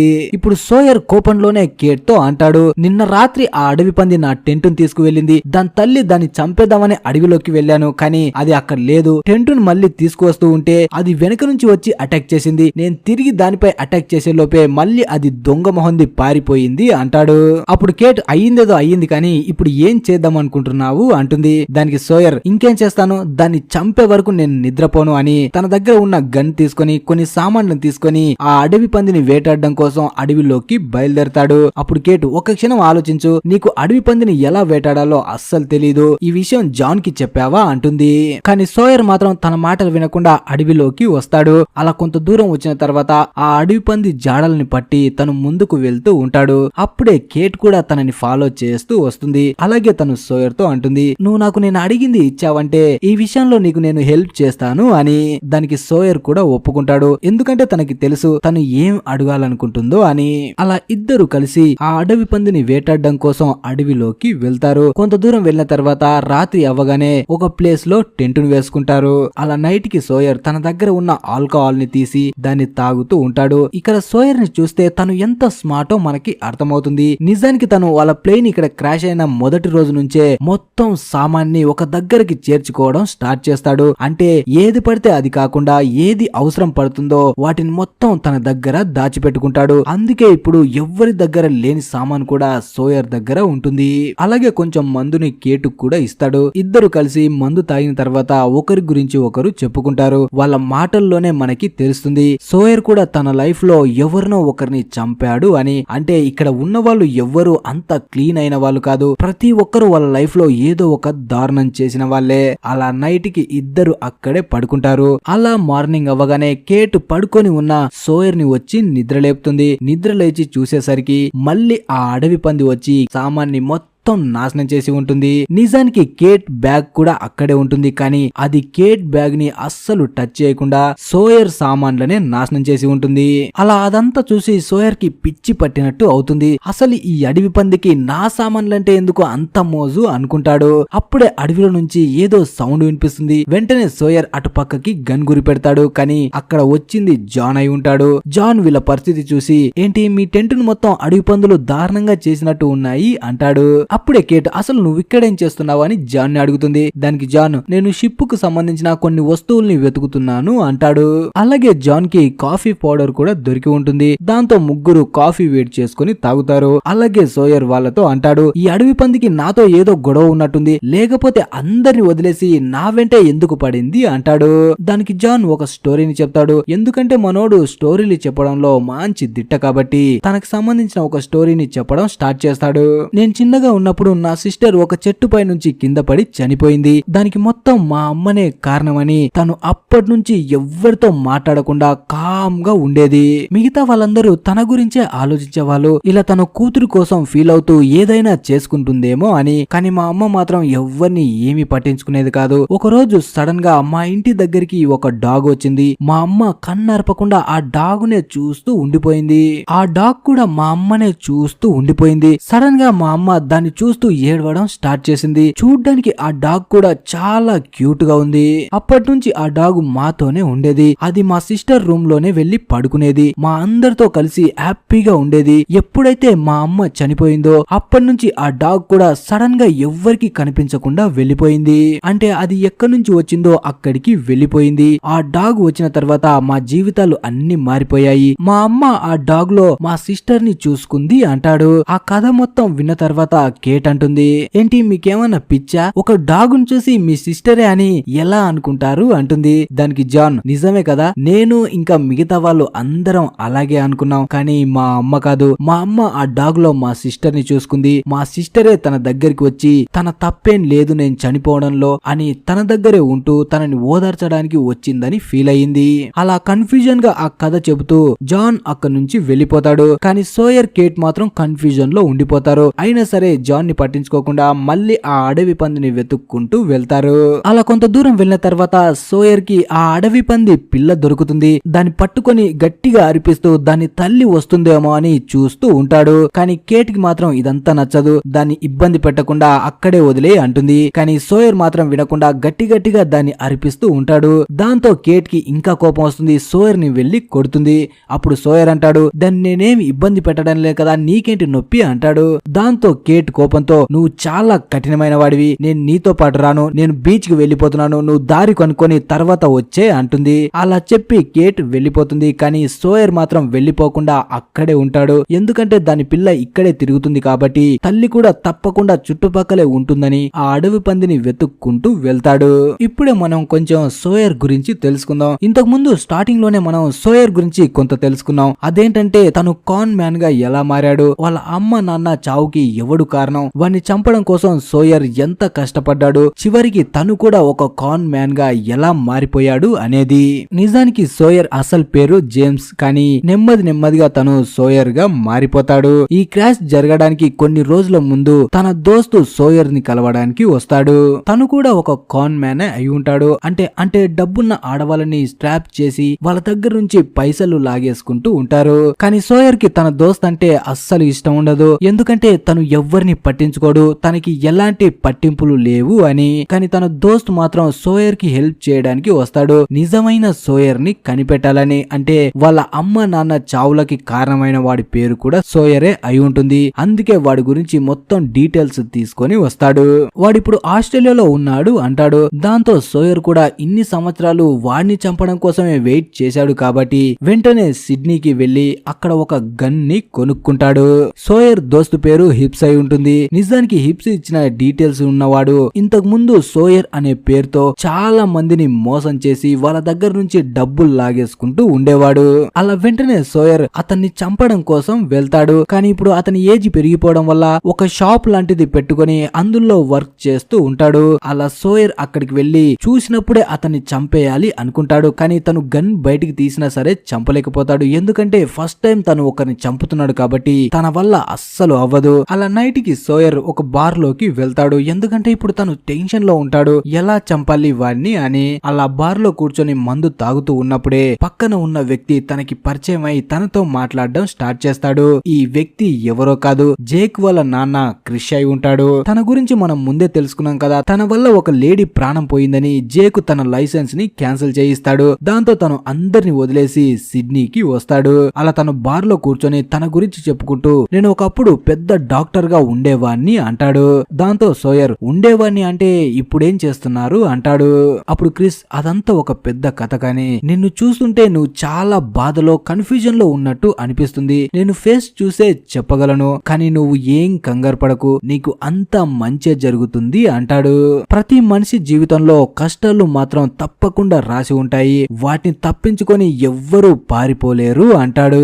నీకు ఇంకో విషయం చెప్పాలి, నాకు ఒక కొడుకున్నాడు, తనకి కూడా నీ ఏజే, తను ఇప్పుడు గొప్ప డాక్టర్. తను ఇప్పుడు నా గురించి ఏమనుకుంటాడో తెలుసా? నేను తనపై కోపడతాను, నా దృష్టిలో తను చెడ్డవాడని ఫీల్ అవుతున్నాను అనుకుంటూ ఉంటాడు. కానీ ఇప్పటి వరకు తను చేసింది, నా జీవితంలో ఏం చేశాడో నాకు తెలిసినా కూడా నేను తనని చూసి చాలా గర్వపడతాను. తండ్రి తప్పు చేసినా సరే నలుగురిలో చెప్పి ఎంతో మంది ప్రాణాలను కాపాడాడు, ఆ విషయంలో నేను చాలా గర్వపడతాను. ఒకవేళ నేనే తన ప్లేస్ లో ఉంటే ఈ పని చేయడానికి నాకు ధైర్యం ఉండేది కాదు అంటాడు. అలా సోయర్ తను చెప్పేది మొత్తం మొత్తం వింటూ ఉంటాడు. అప్పుడే మళ్ళీ క్రిష్ అంటాడు, ఇప్పుడు మనకెదురుగా ఒక టెలిఫోన్ ఉందా, అక్కడికి వెళ్లి నా కొడుకుకి నేను ఫోన్ చేసి తన పైన నాకు ఎంత ప్రేమ ఉంది, నేను ఇప్పటి వరకు తనని ఎలా చూశానో ఎలా చూడాలనుకుంటున్నానని అన్ని విషయాలు మనసులో ఉన్నాయి చెప్పేశానంటే తను నన్ను క్షమిస్తాడు. ఒక్క ఫోన్ కాల్ తో మా జీవితాలన్నీ మారిపోయి మేము ఎప్పుడు సంతోషంగా ఉండగలం అంటాడు. దానికి సోయర్, అయితే మరి వెళ్లి కాల్ చేయొచ్చు కదా అంటాడు. దానికి క్రిష్, ఎందుకంటే నేను చాలా పిరికివాణ్ణి, తనకి ఫోన్ చేసి మాట్లాడేంత ధైర్యం కూడా నాకు లేదు అంటాడు. అలాగే సోయర్ అడుగుతాడు, అసలు నువ్వేం పని మీద వచ్చావు అని. దానికి సోయర్, ఇది చెప్పే పని కాదు అంటాడు. అప్పుడు క్రిష్, ఒకవేళ నువ్వు ఒక పని చేయడానికి ఇక్కడికి వచ్చావంటే అది వెంటనే చేసేయ్, లేదంటే నువ్వు కూడా నాలాగా పిరికి వాళ్ళ మారిపోతావు అంటాడు. అలా మొత్తం విన్న తర్వాత సోయర్ అక్కడి నుంచి వెళ్లిపోతాడు. సోయర్ మాత్రం ఏం తెలుసు, ఇంతసేపు మాట్లాడిన అతని కొడుకు దగ్గరే ఇంకా 40 మందితో కలిసి ఐలాండ్ పై క్రాష్ అయి అక్కడే ఉండబోతున్నానని అలా అక్కడి నుంచి వెళ్లిపోతాడు. అలా తను వెంటనే గన్ తీసుకొని తను ఎవరినైతే చంపడానికి ఇక్కడికి వచ్చాడో అతన్ని చంపడానికి వెళ్తాడు. ఇప్పుడు అతను చెత్తని విసిరేస్తూ ఉంటాడు. సోయర్ అక్కడికి రాగానే ఏమీ ఆలోచించకుండా నాన్ స్టాప్ గా అతన్ని షూట్ చేస్తాడు. అలా అతను బుల్లెట్ తగిలి ప్రాణాలు పోతూ ఉన్నప్పుడు సోయర్ కన్నీళ్లతో అతని ముందుకు వచ్చి ఒక లెటర్ తీసి చదువుతూ ఉంటాడు. డియర్ సోయర్, నీ వల్లే మా అమ్మ నాన్న చనిపోయారని స్టార్ట్ చేయగానే అతను ప్రాణం పోలేక అరుస్తూ, అసలు నువ్వు ఏం మాట్లాడుతున్నావు, ఈ సోయర్ ఎవడో నాకు ఏమీ తెలీదు, నిన్ను గిఫ్ట్స్ పంపించాడా, వాడికి పైసలు నేను ఇవ్వాలి, వాటిని కొన్ని రోజుల్లో తిరిగి ఇచ్చేస్తానని చెప్పాను కదా, అయినా కూడా నన్ను చంపడానికి నిన్ను పంపించాడా అంటాడు. ఆ విషయం వినగానే సోయర్ దిమ్మ తిరిగిపోతుంది. అంటే తన దోస్త్ గిబ్స్ అబద్ధం చెప్పి ఉంటాడు, ఇతను నిజమైన సోయర్ అయి ఉండడు. తనకి పైసలు ఇవ్వాలి కాబట్టి వీడిని చంపించడం కోసం వీడి డీటెయిల్స్ ని మార్చి చెప్పి సోయర్ ని ఇక్కడికి పంపిస్తాడు. అలా ఇప్పుడు సోయర్ చాలా ఫీల్ అవుతాడు. తను అనుకోకుండా ఒకరి ప్రాణాన్ని తీసేశాను అని ఇప్పుడు తన దోస్తుపై పగ తీర్చుకోవాలి అనుకుంటాడు. కానీ ఆలోపే ప్లేన్ క్రాష్ అయ్యి ఐలాండ్ పై ఇరుక్కుపోయాడు.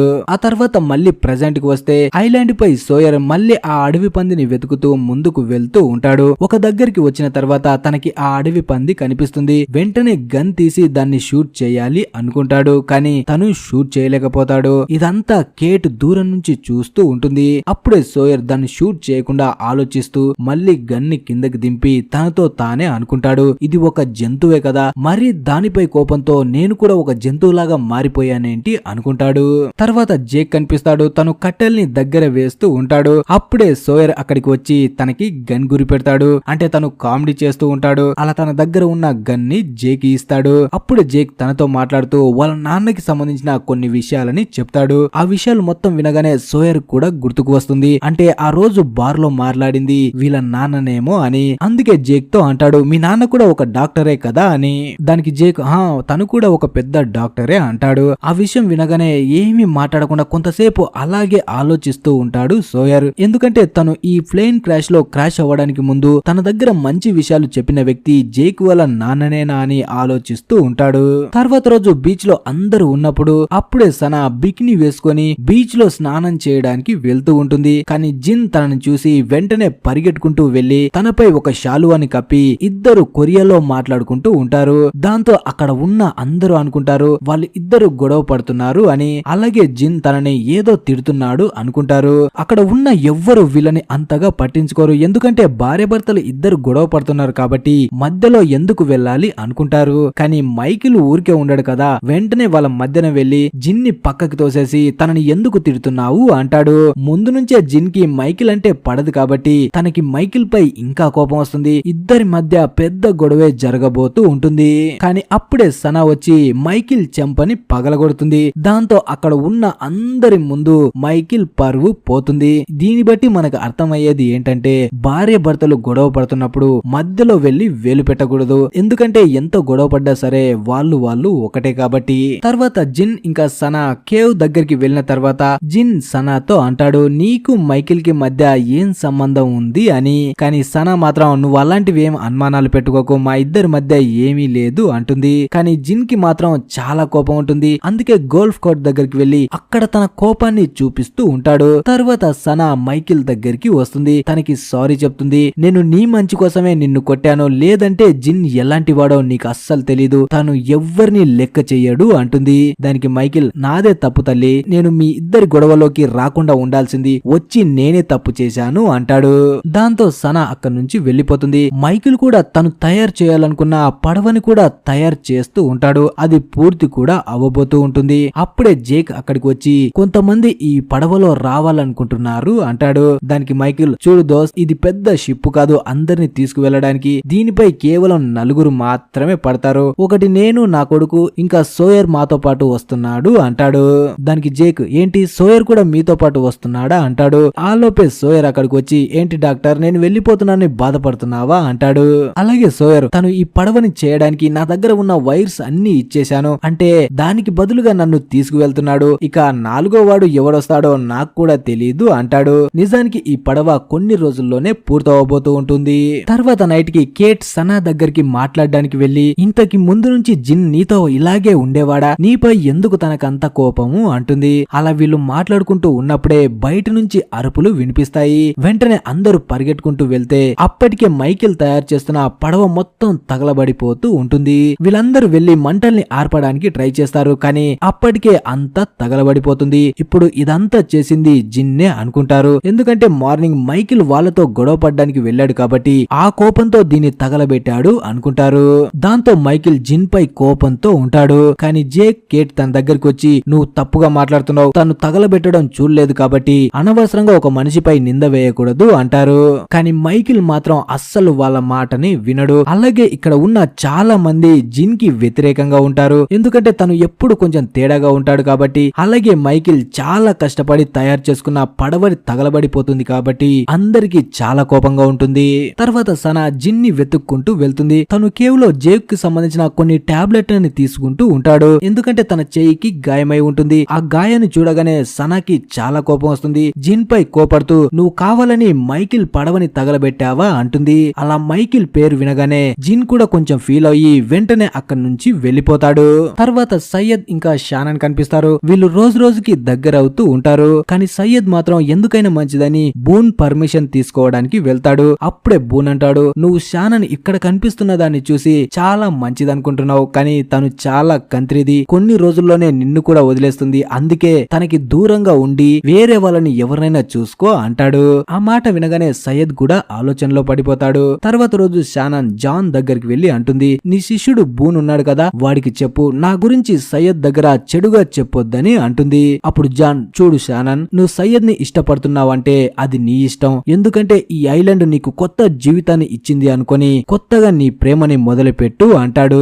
తర్వాత జిన్ కనిపిస్తాడు. తను ఒక దగ్గర తన గాయమైన చేతుల్ని కడుక్కుంటూ ఉంటే అప్పుడే వెనక నుంచి సోయర్ వచ్చి తనని కొట్టి బలవంతంగా బీచ్ దగ్గరికి తీసుకువస్తాడు. జిన్ ని చూడగానే మైకిల్ కూడా పరిగెట్టుకుంటూ వచ్చి అందరూ కలిసి ఒకేసారి అటాక్ చేసి తనని కొడుతూ ఉంటారు. జేక్ మాత్రం వాళ్ళని ఆపడానికి ట్రై చేస్తాడు, కానీ ఎవ్వరు తన మాటని వినరు. అప్పుడే సనా అక్కడికి వచ్చి అందరి ముందు ఇంగ్లీష్ లో మాట్లాడుతూ, తన భర్త నీ పడవని తగలబెట్టలేదు, మీరందరూ తనపై అటాక్ చేయడం నాకు అస్సలు నచ్చట్లేదు అంటుంది. ఇప్పుడు పడవని తగలబెట్టారన్న విషయం అందరూ మర్చిపోయారు, కానీ సనా ఇంగ్లీష్ మాట్లాడుతుందన్న విషయంతో అందరూ షాక్ లో ఉంటారు.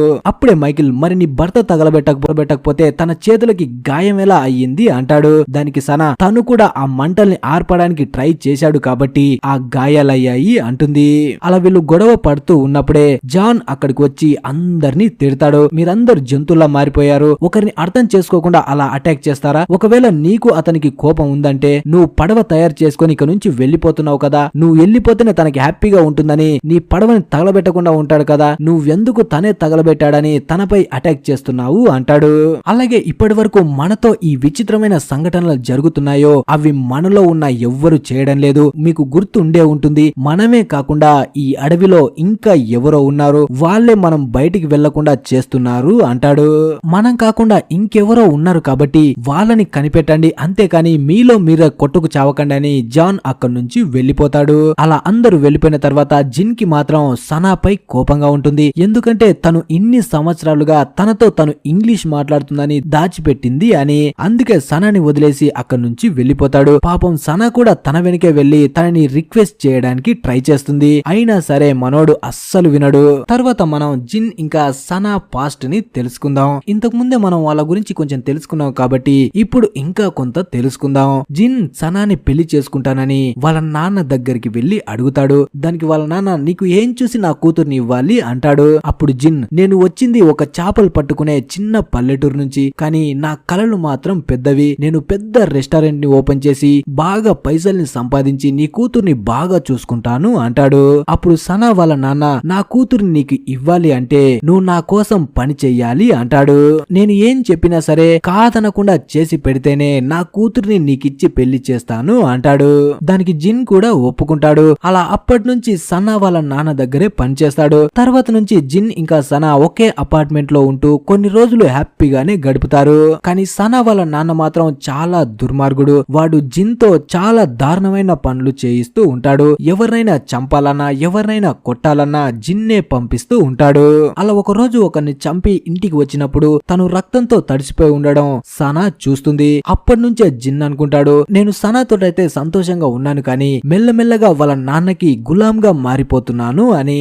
తర్వాత ఒక రోజు జిన్ వాళ్ళ నాన్నని కలవడానికి వాళ్ళ ఊరికి వస్తాడు. నిజానికి జిన్ ఒక చేపలు పట్టుకునే వ్యక్తి కొడుకై ఉంటాడు. అలా జిన్ సూటు బూటు వేసుకొని రావడం చూసి వాళ్ళ నాన్న చాలా హ్యాపీగా ఫీల్ అవుతాడు. అంటే మా ఓడు పెద్ద జాబ్ చేస్తున్నాడు అని. కానీ జిన్ చేసే పని ఏంటో తనకే బాగా తెలుసు. అప్పుడే జిన్ వాళ్ళ నాన్నతో ఏడుస్తూ నేను మీ నమ్మకాన్ని పోగొట్టేశాను అని జరిగింది మొత్తం చెప్తాడు. వాళ్ళ నాన్న చాలా మంచి వ్యక్తి. జిన్ ని హక్ చేసుకొని తనకి ధైర్యం చెప్తాడు. అంటే ప్రతి వాళ్ళ లైఫ్ లో కష్టాలుంటాయి. ఏదో ఒక రోజు అన్నిటిని దాటేసి సంతోషంగా బతుకుతాయన్న నమ్మకంతోనే అందరూ బతుకుతూ ఉంటారు.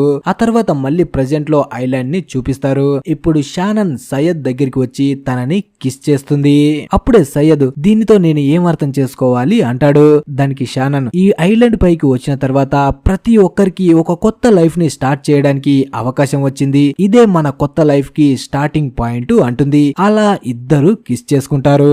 ఇక్కడికి రావడానికి ముందు షానన్ చాలా దారుణంగా ఉండేది. రోడ్ గా ఎవరిని లెక్క చేయకుండా బతికేది. కానీ ఈ ఐలాండ్ తనని మార్చేసింది. అందుకే తను ఇప్పుడు ఒక తోడ్ని కోరుకుంది. అలాగే మన సయ్యద్ కూడా ఒక ఆడతోడు దొరికింది. ఆ తర్వాత కేవ్ లో ఉన్న వాళ్ళు కనిపిస్తారు. అప్పుడే వాల్ట్ దగ్గరికి జాన్ వస్తాడు. జాన్ ని చూడగానే వాల్ట్ మొత్తం చెప్పేస్తాడు. అంటే నిజానికి తనే వాళ్ళ నాన్న తయారు చేసిన పడవని తగలబెట్టి ఉంటాడు. ఆల్రెడీ ఈ విషయం జాన్ కి తెలుసు. కానీ వాల్ట్ ఎందుకు ఇలా చేశాడో తెలుసుకోవాలి అనుకుంటాడు. అప్పుడే వాల్ట్ అంటాడు నేను తిరిగి తిరిగి అలసిపోయాను. మా అమ్మతో నేనున్నప్పుడు ఎప్పుడు మేము వేరే వేరే ప్లేస్లకి మారుతూ ఉండేవాళ్ళం. అందుకే ఎక్కడికి వెళ్ళినా సరే నాకు పర్మనెంట్ గా దోస్తులు అనే వాళ్ళే లేరు. అందుకే నేను ఇక్కడ నుంచి అస్సలు ఎక్కడికి వెళ్లకుండా ఇక్కడే ఉండిపోవాలనుకుంటున్నాను అంటాడు. అలా వాల్ట్ మాటలు విని జాన్ కూడా అంటాడు నేను కూడా ఇక్కడికి వచ్చాక చాలా సంతోషంగా ఉన్నాను. అందుకే నేను కూడా ఇక్కడ నుంచి ఎక్కడికి వెళ్ళాలనుకోవడం లేదు అంటాడు. ఆ తర్వాత మైకిల్ దగ్గరికి జిన్ కొన్ని బ్యాంబోస్ ని తీసుకువచ్చి ఇస్తాడు. ఎందుకంటే తను ఇప్పుడు తనతో కలిసి ఆ పడవల్ని తయారు చేయాలి అనుకుంటాడు. అలా ఈ పార్ట్ ముగుస్తుంది. మరి తర్వాత పార్ట్స్ ని కావాలనుకునే వాళ్ళు ప్లీజ్ వీడియోని లైక్ చేసి ఛానల్ ని సబ్స్క్రైబ్ చేసుకొని పక్కనున్న బెల్ ఐకాన్ ని ఆన్ లో పెట్టుకోండి. అలాగే మీ ఫ్రెండ్స్ కూడా ఈ వీడియోని షేర్ చేయండి. Thanks for watching.